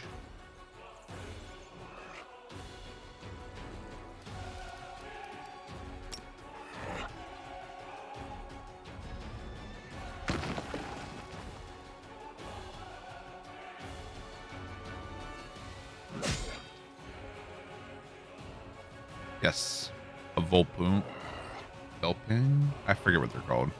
Bell something. Belpine.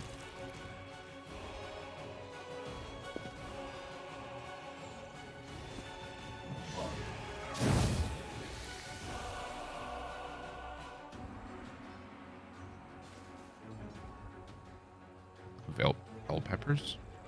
What?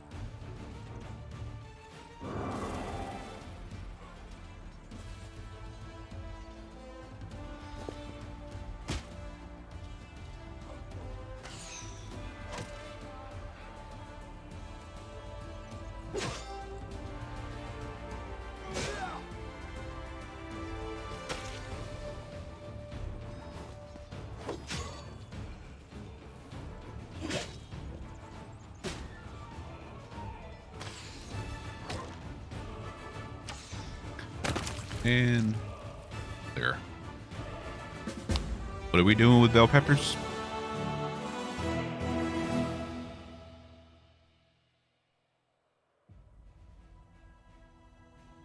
Finance points.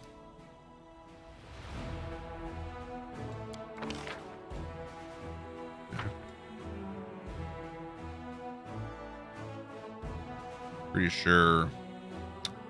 Oh, general gained another level. Yes. Increase the size of our army.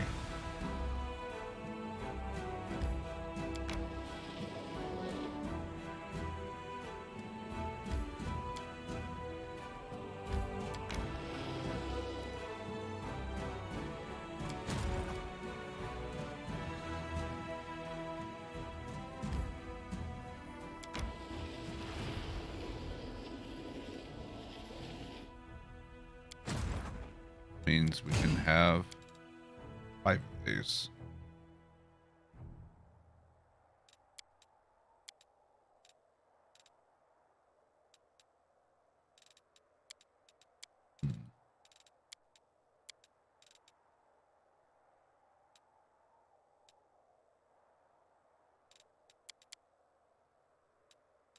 I remember how to split. There we go.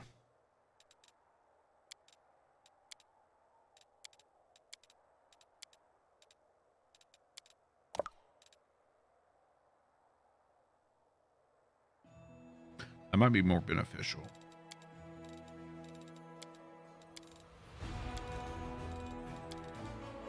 At least in the long run. Because these are easier to get than Rangers for their specialized units, so maybe they hit harder.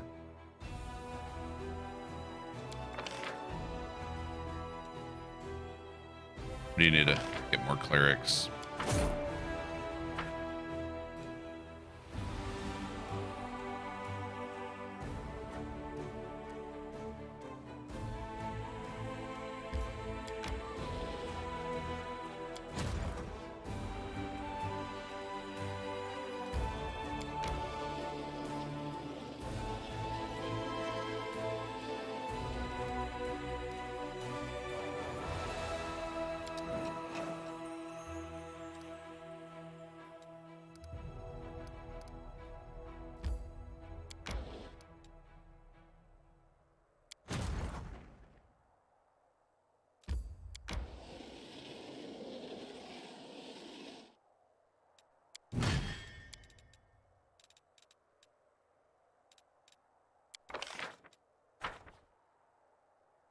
Okay.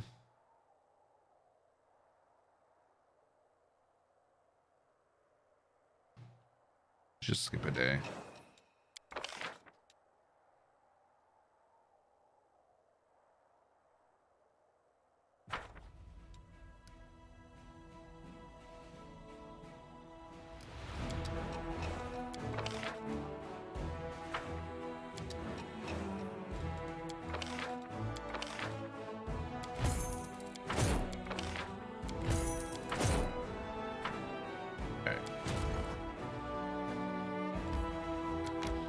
Go reinforce this.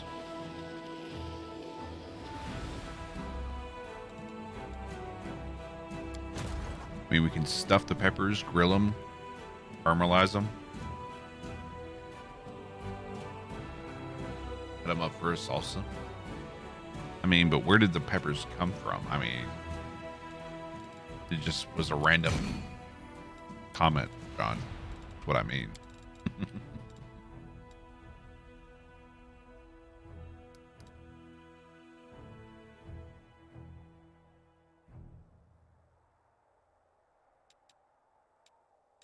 You heard bells something. Did you? Eh. My memory isn't something we can really rely on, so maybe. Bell.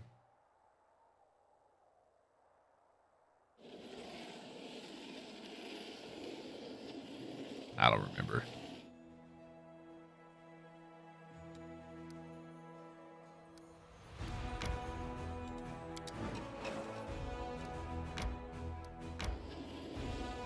See if we can get another level by clearing out some of these smaller areas.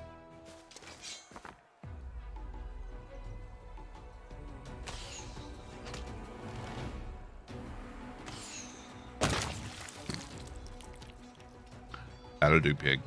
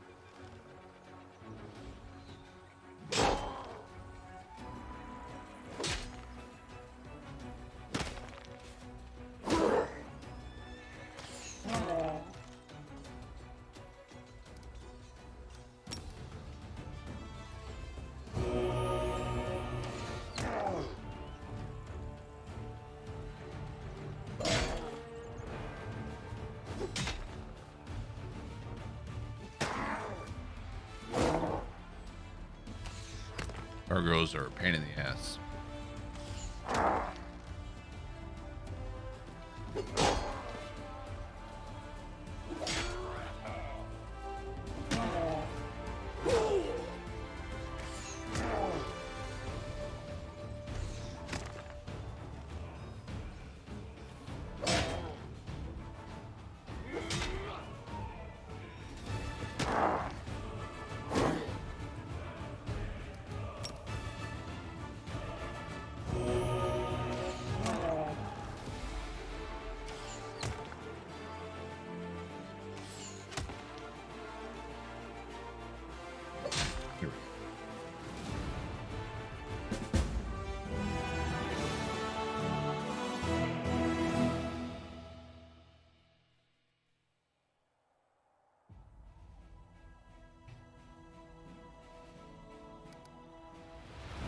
To clear this army.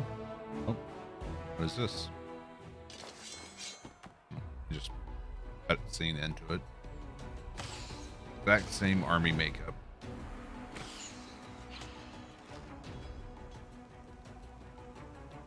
Nope, it is not the exact same.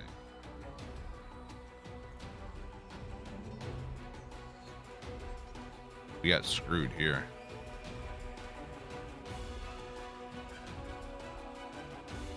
Okay.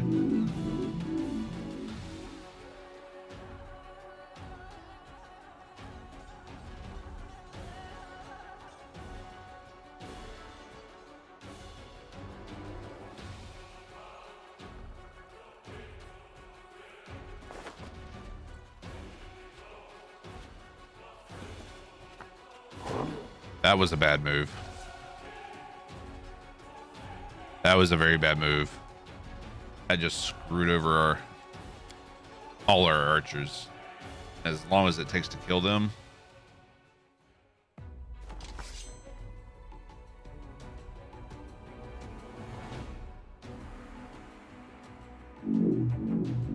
Oops, shouldn't have done that.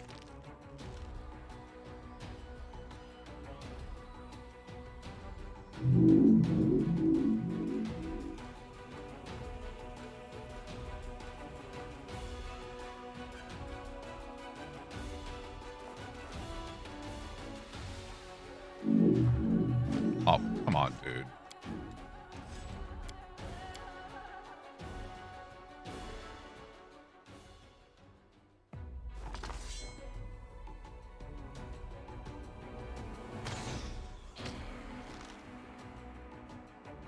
There's a reason the Drast defensive isn't a popular war strategy. I mean, it's not that bad.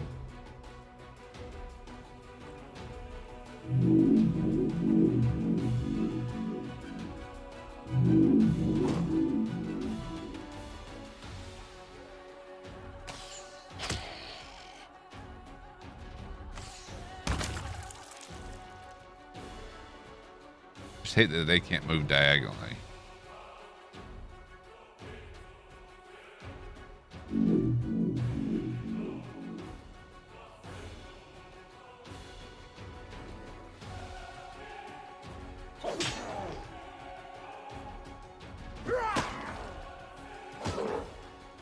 I mean, Rangers are pretty sturdy.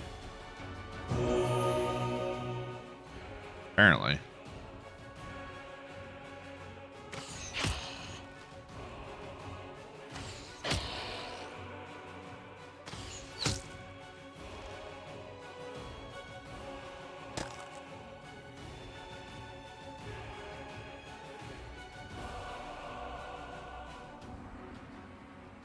Serpentine, serpentine.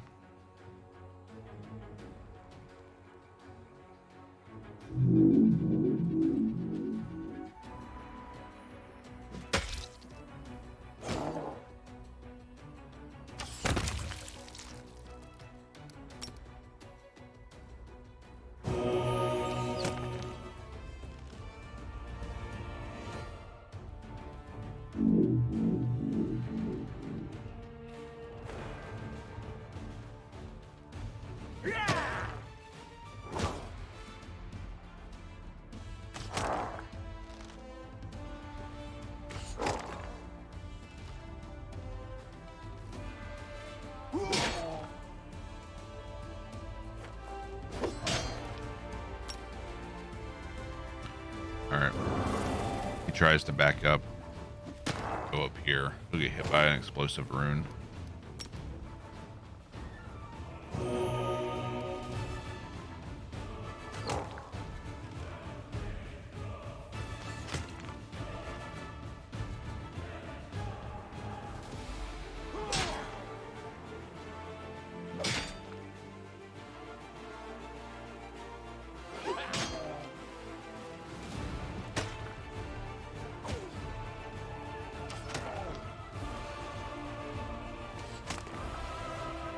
All right, we got this.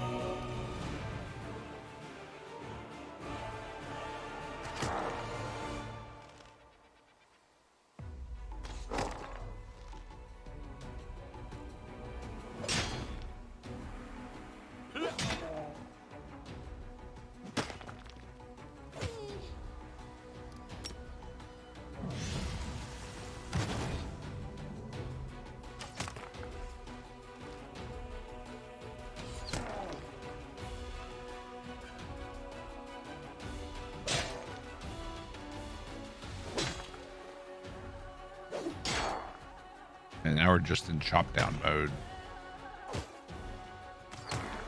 Whittling him down.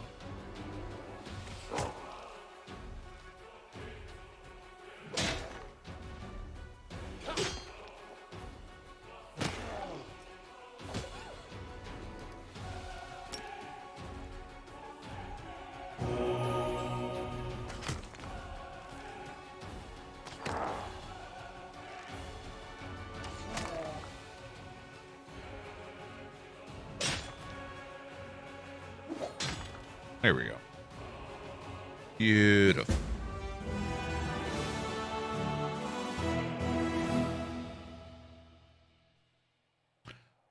Soldiers come across a group of riders on fatigued horses, desperately fending off a demon attack at what had clearly been a long pursuit. Crusaders slayed the fiends and questioned the travelers. The riders turned out to be escaped prisoners from the demon mines outside Dresden. They had killed their cultist guards and stolen the horses. According to them, the guards knew nothing of the commander's forces, so hopefully his offensive will catch Dresden unawares.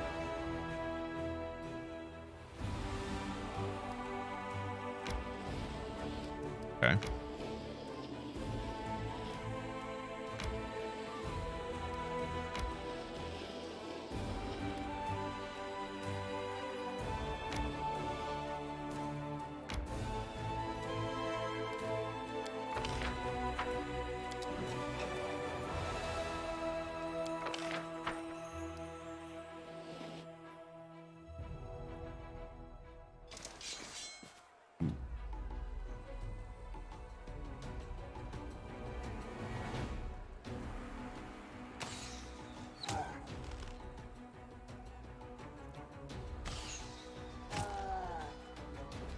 They are sturdy as hell.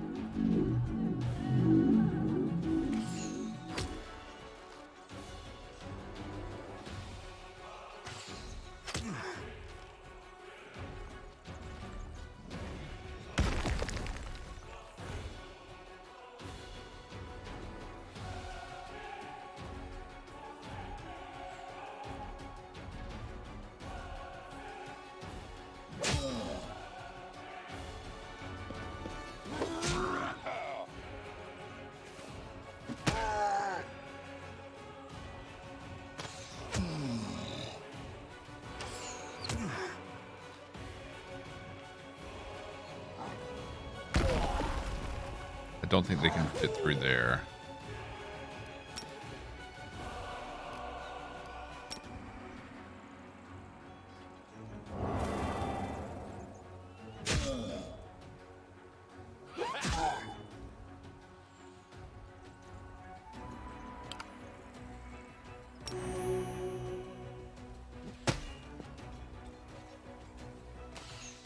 Start working on their ranged guy.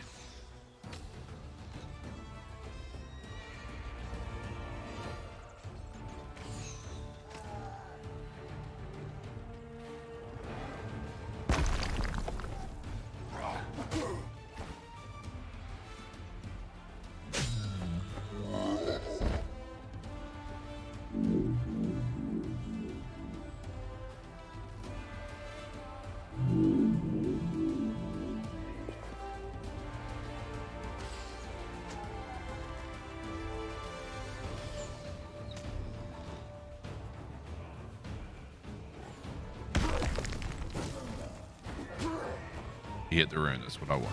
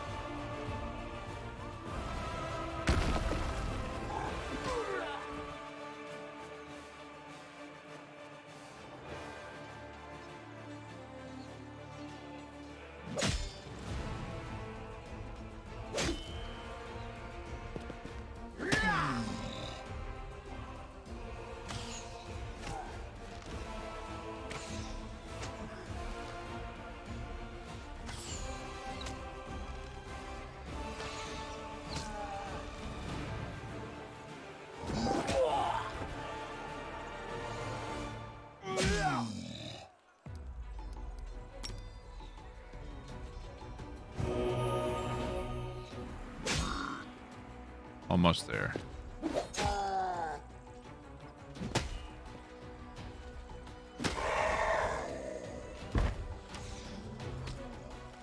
This might do it.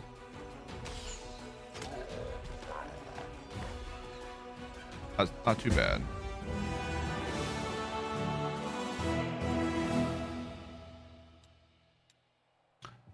Okay.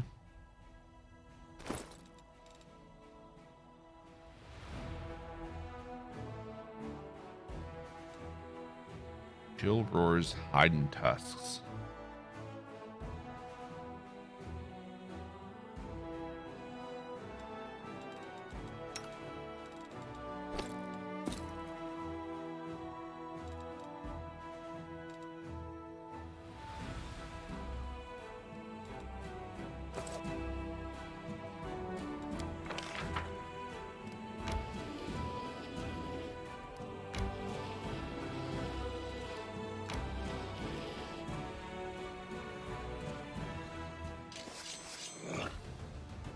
Oh, locusts.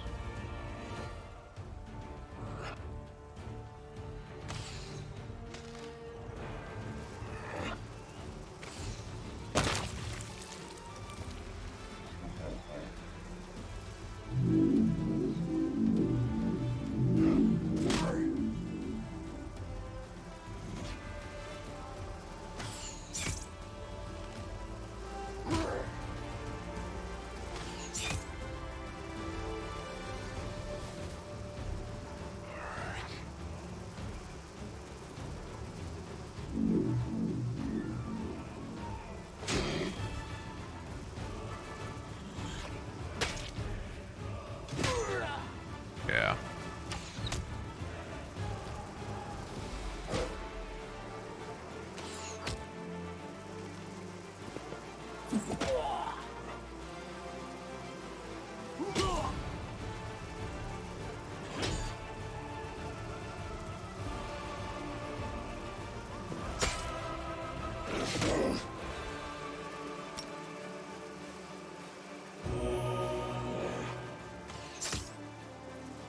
This might do it on the locust. Nice.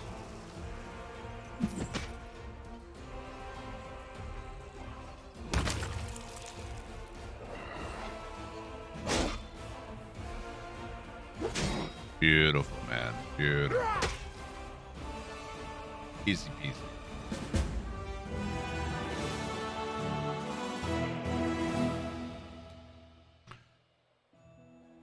Imperial points. Don't know yet what material points are used for.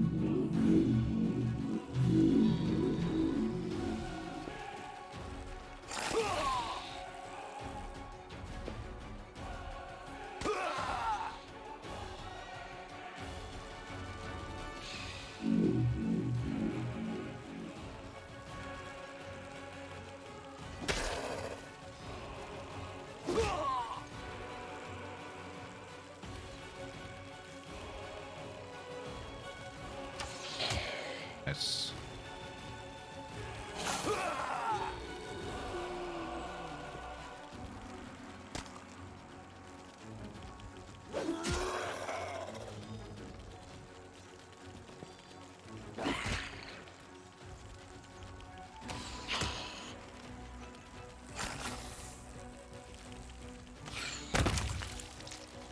First splat.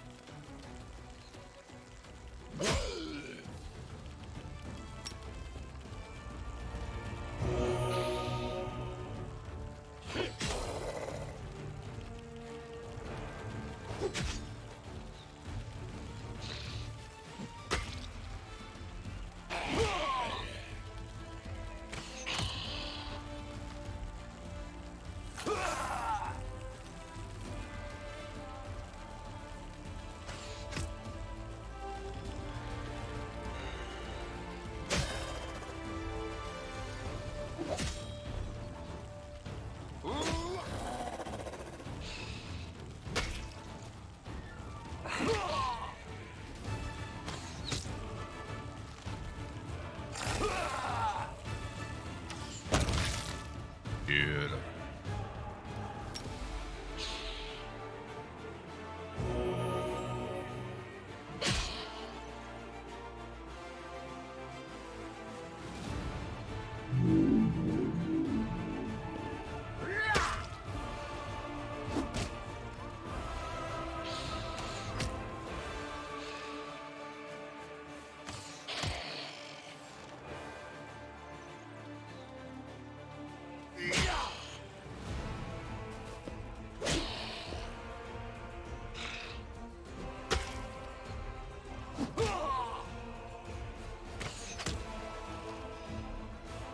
And now we're just cleaning up.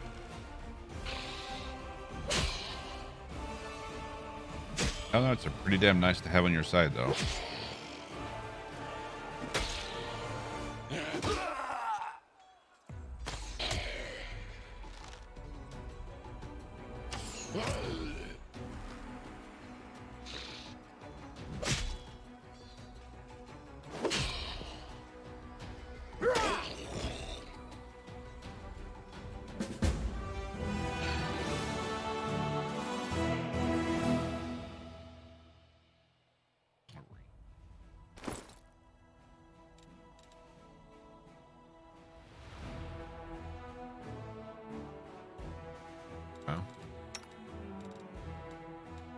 She's of the Illusion School of Magic.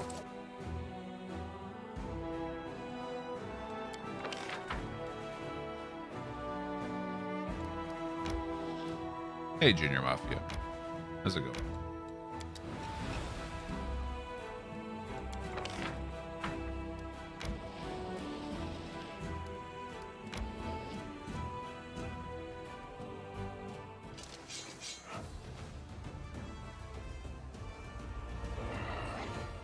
Okay.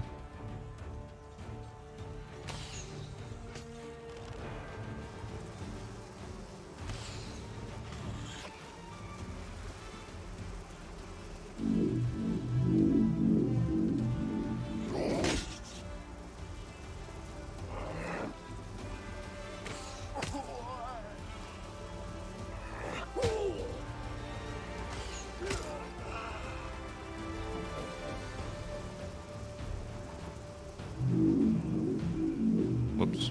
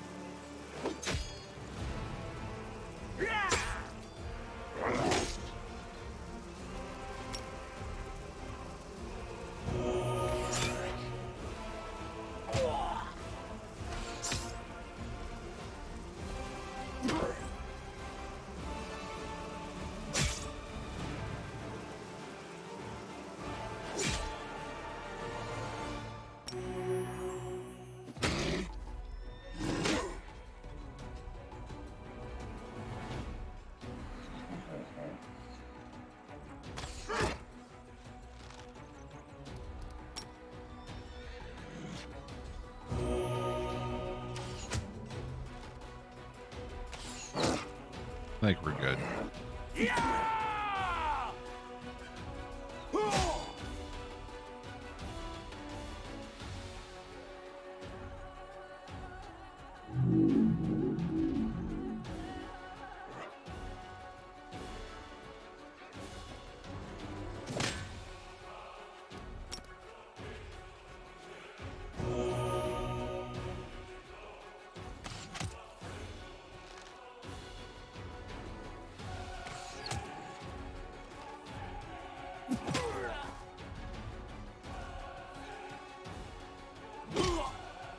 Big hits.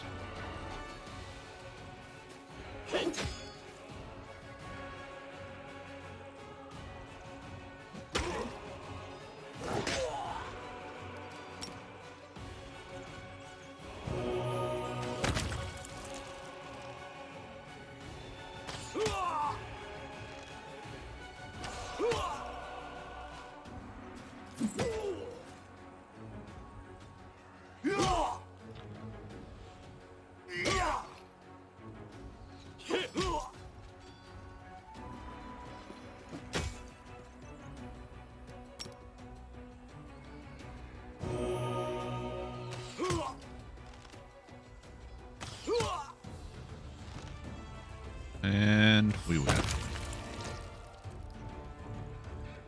Just woke up. I got back to sleep and had a crappy nightmare. One pillowcase covered in blood. Oop, nose was bleeding. That's gonna be a pain in the ass to clean up. Sorry, dude.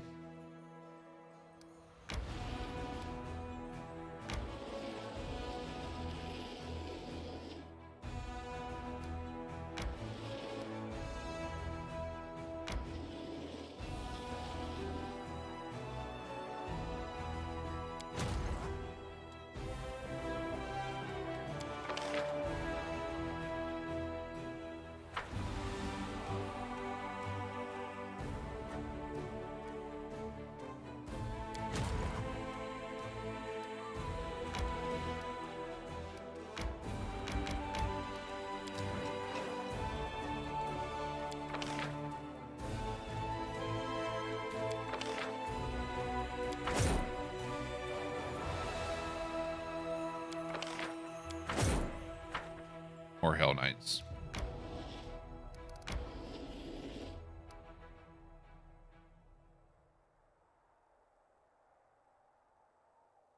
Other than down here, I don't see anywhere else for us to go.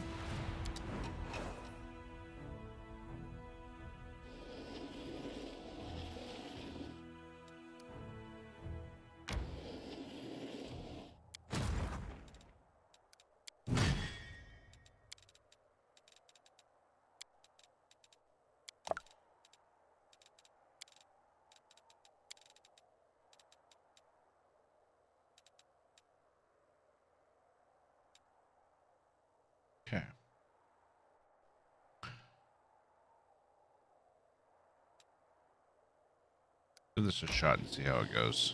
I think these are all gargoyles. Nope, I'm dead.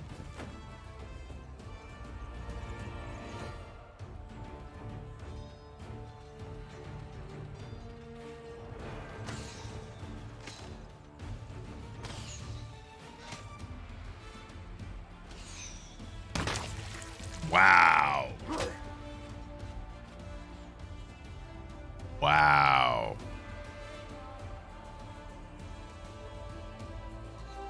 Yeah.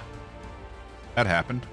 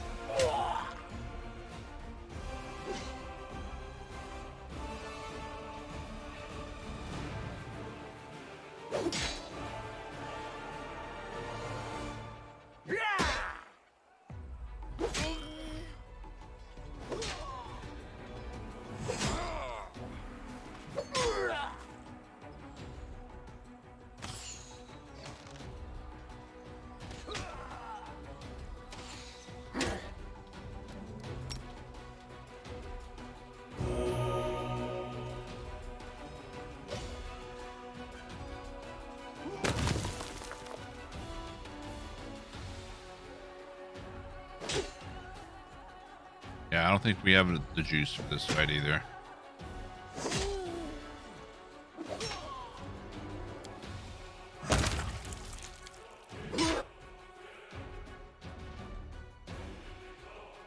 They just one-shot our entire stack of archers. Right.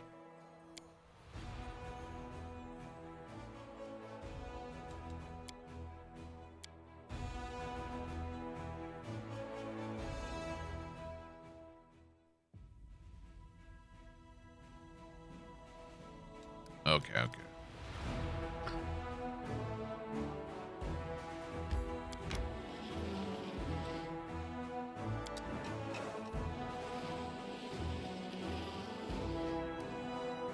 All right, back to this. All right, Heaven's Edge we've been. Just go up here, see if anything is discovered as we travel along.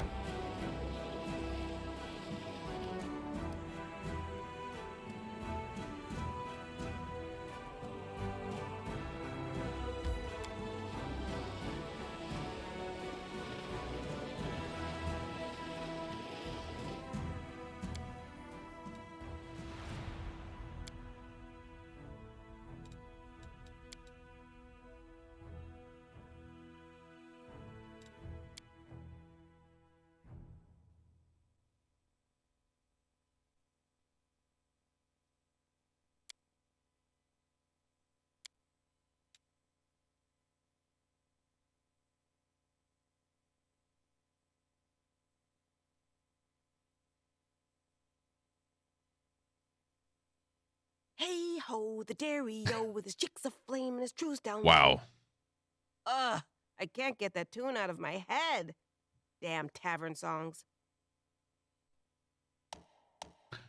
Nightmares and corruption prevent you from resting well. Corruption increases rest at different rates in different areas. When your corruption reaches first, second, or third level, various negative effects are applied. There are 3 corruption levels in total. The higher the level, the more difficult it becomes to fight your battles. Characters assigned to protective ritual performs these rituals before the party goes to sleep, which reduces the corruption gain.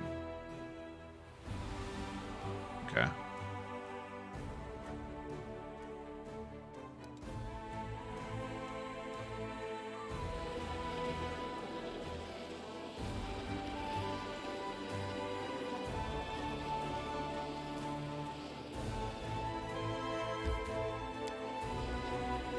Oh, the game's amazing. Absolutely amazing.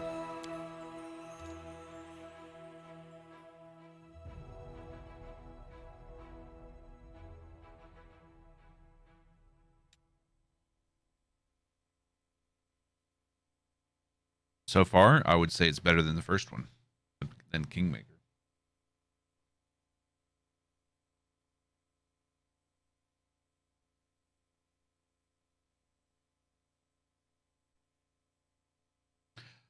I have to say, that is a very unique name you have. Dr. Wet Farts. Never trust a wet when it dries. Hey, really? What's going on? Alright. Let's go to our camp and get rid of this corruption. Let's go talk to some people and maybe we can figure out, hey, the merchant, where we go next.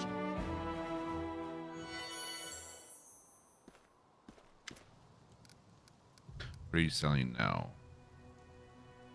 Magical stuff. Let's see what he's got.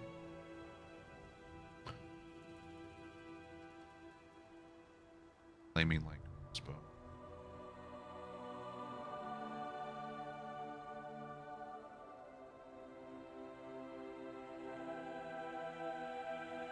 Who is that for?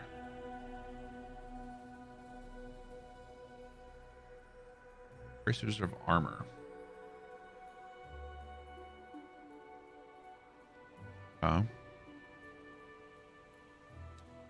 Potions galore.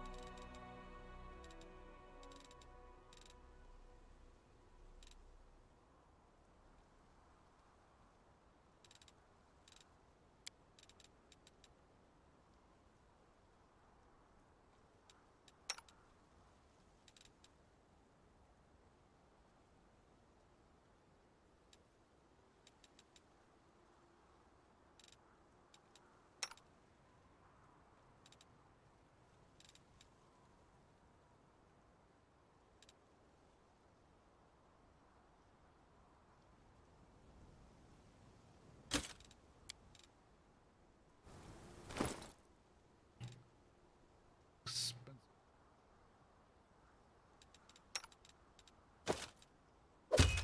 60 AC. Although these two tend to get hit more often.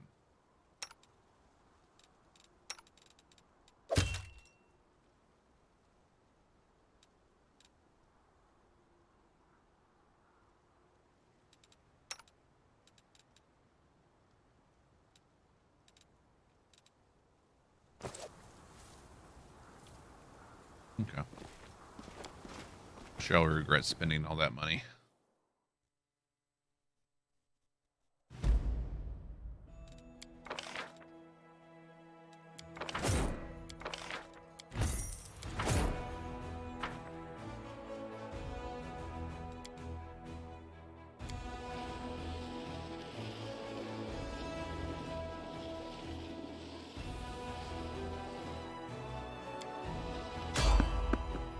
Someone's on the road.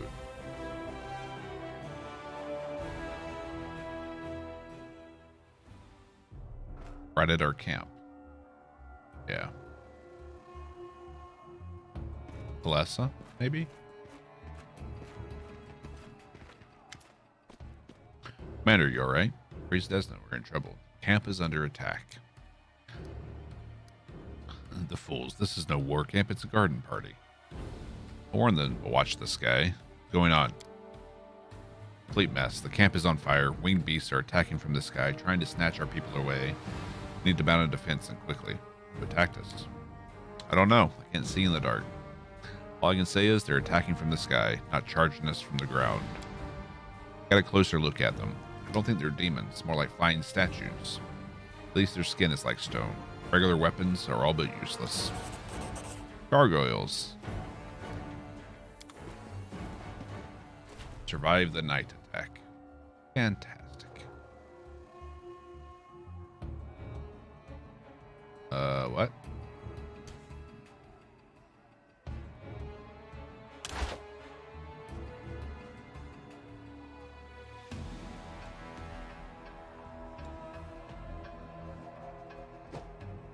Why can't I move?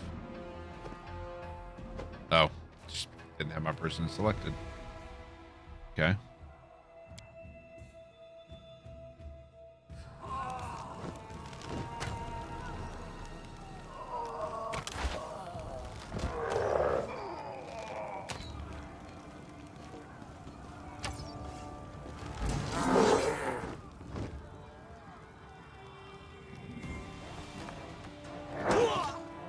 Oof.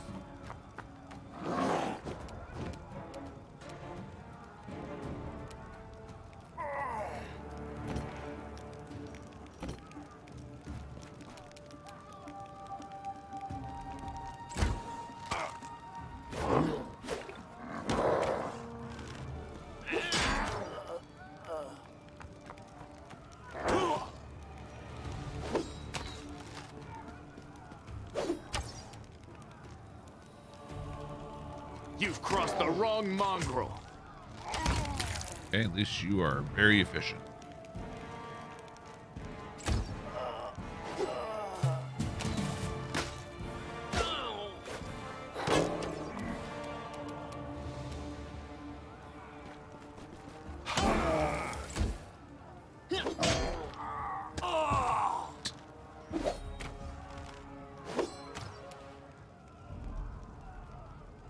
You won't survive me.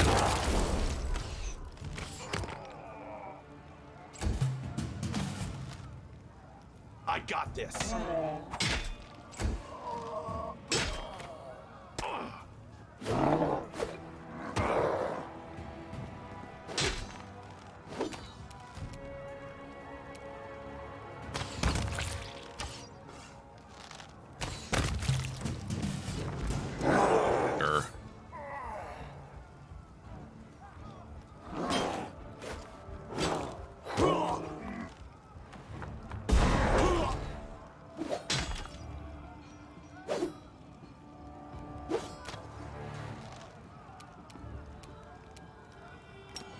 Endure this!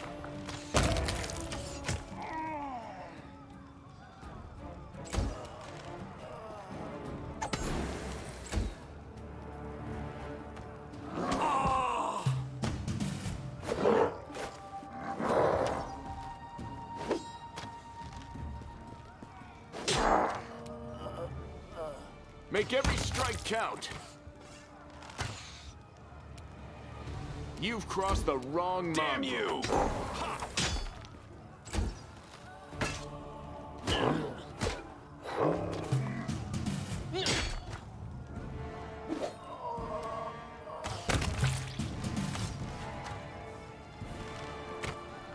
We clear?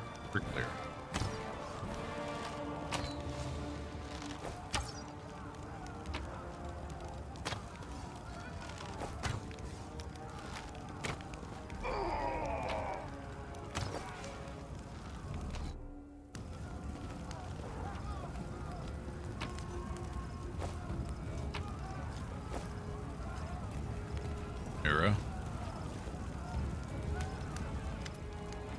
Commander, what's going on? Save me.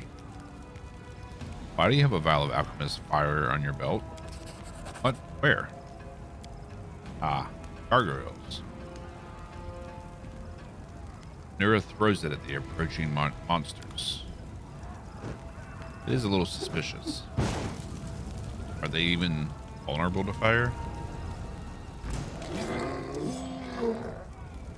You would think arrows are less effective versus stone, but not when you shoot it from a magical bow.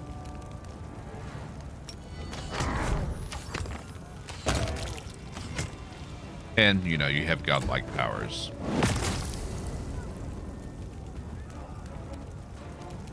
Are you still here?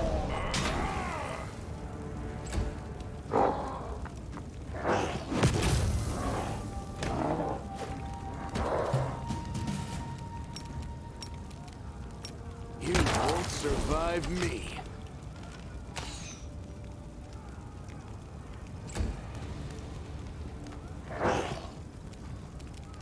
Good guys always win.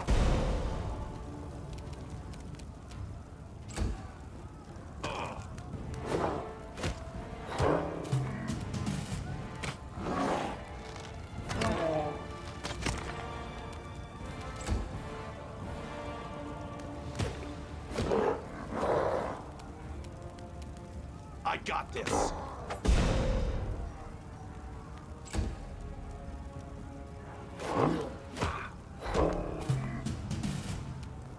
Endure this.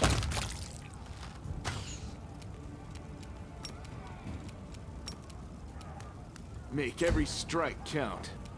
Damn you! It.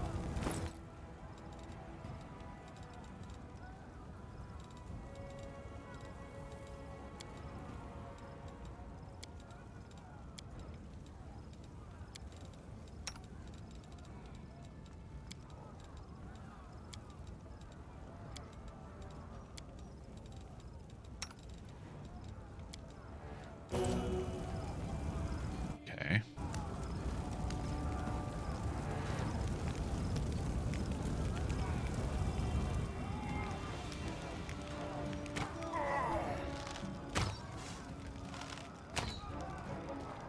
Starting to crash. Get some rest, Mafia. I know you've been having a rough time resting. Getting some good sleep here lately. Beautiful.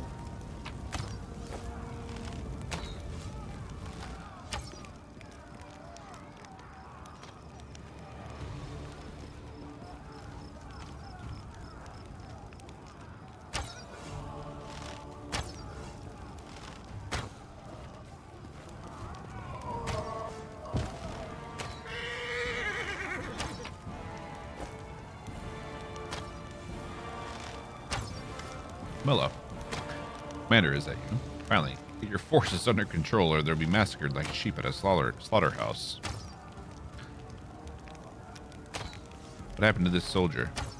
Same thing that'll happen to the rest of your troops if you don't hurry. You alright?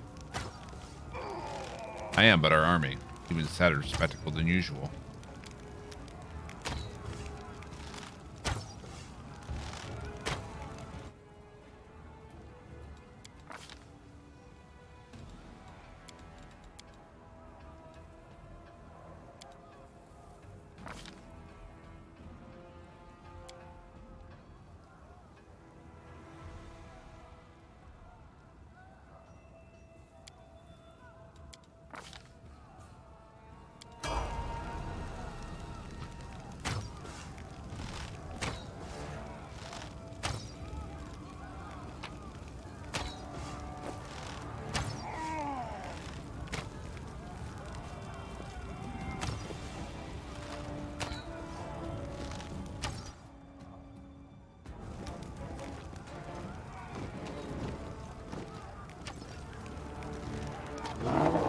Yet another obstacle.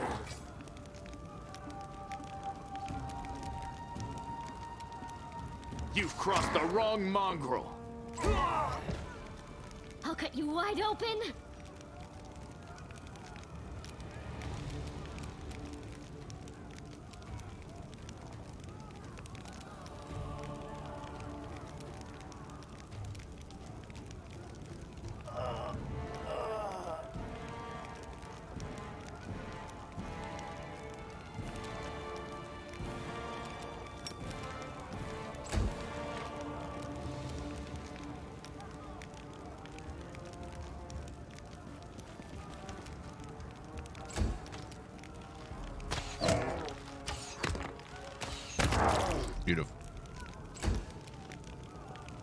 spirits demand your blood.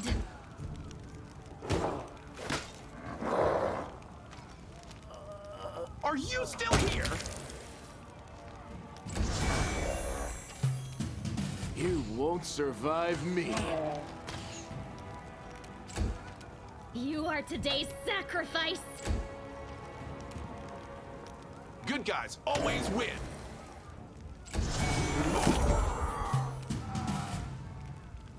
Endure this!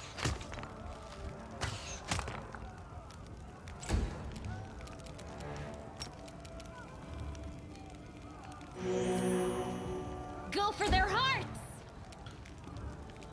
I got this. Any more?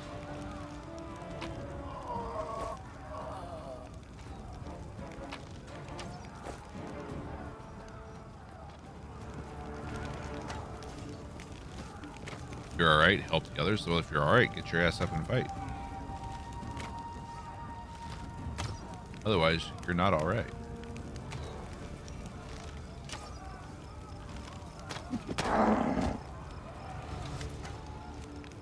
Shit your pants over there?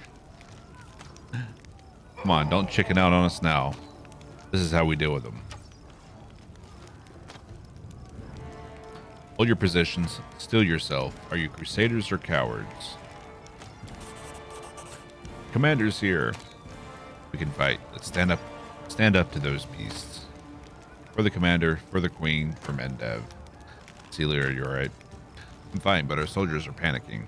Going down easily, not even putting up a fight. The veterans from Knobber's are holding up alright. The ones the queen sent are greenhorns. A sorry sight.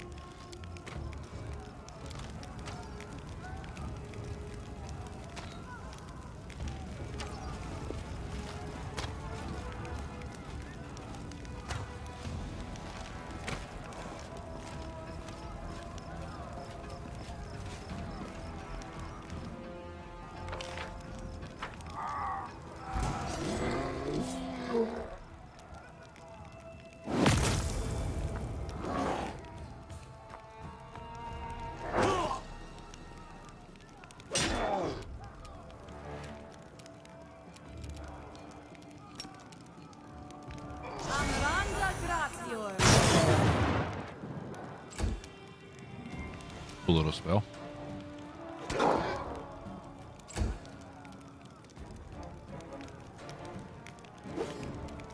Damn you!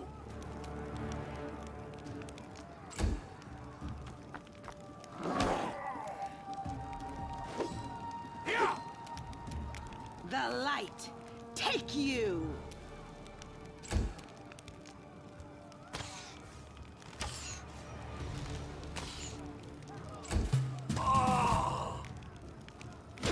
Well, be much left of my army after this.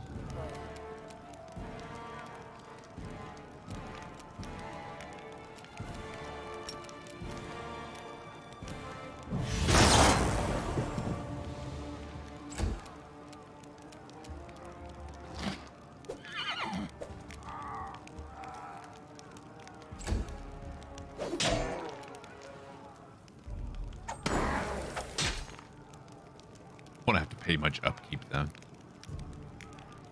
What, you think I pay these people for this kind of performance? Nah.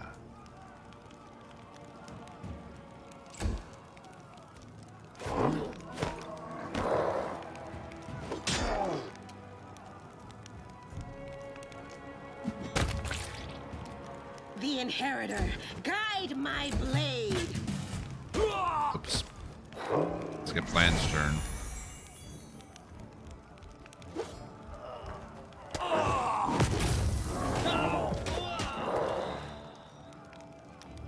Okay. I'll cut you wide open.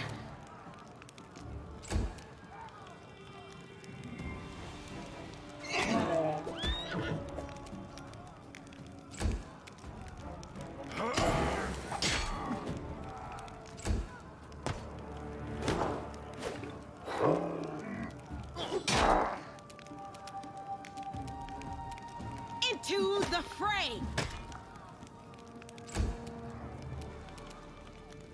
Make every strike count.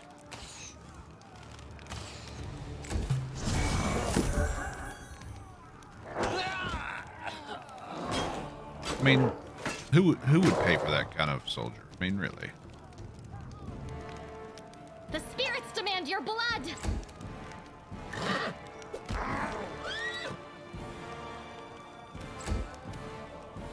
Are you still here?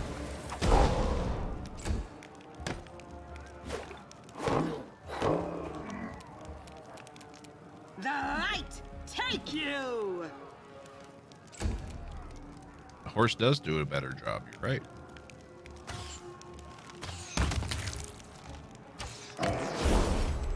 And I named it Edlana. My wife is the horse. You've crossed the wrong mine.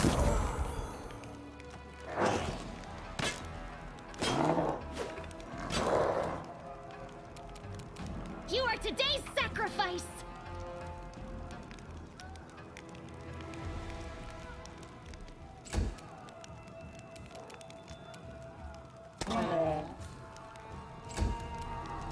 Good guys always win. No glory without risk! See, that's the kind of soldier you pay for. Into the fray! You won't survive me. Did you see that? Go for their hearts!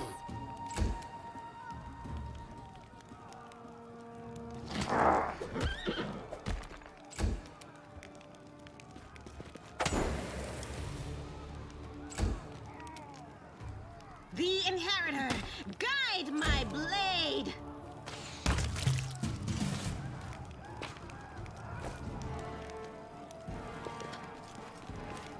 Well, they won't be needing this armor.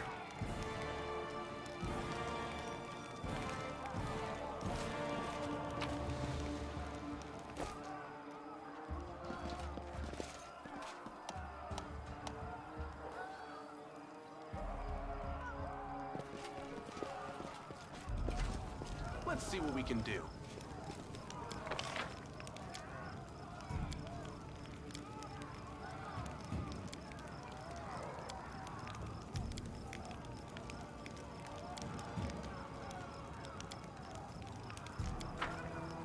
Here we go.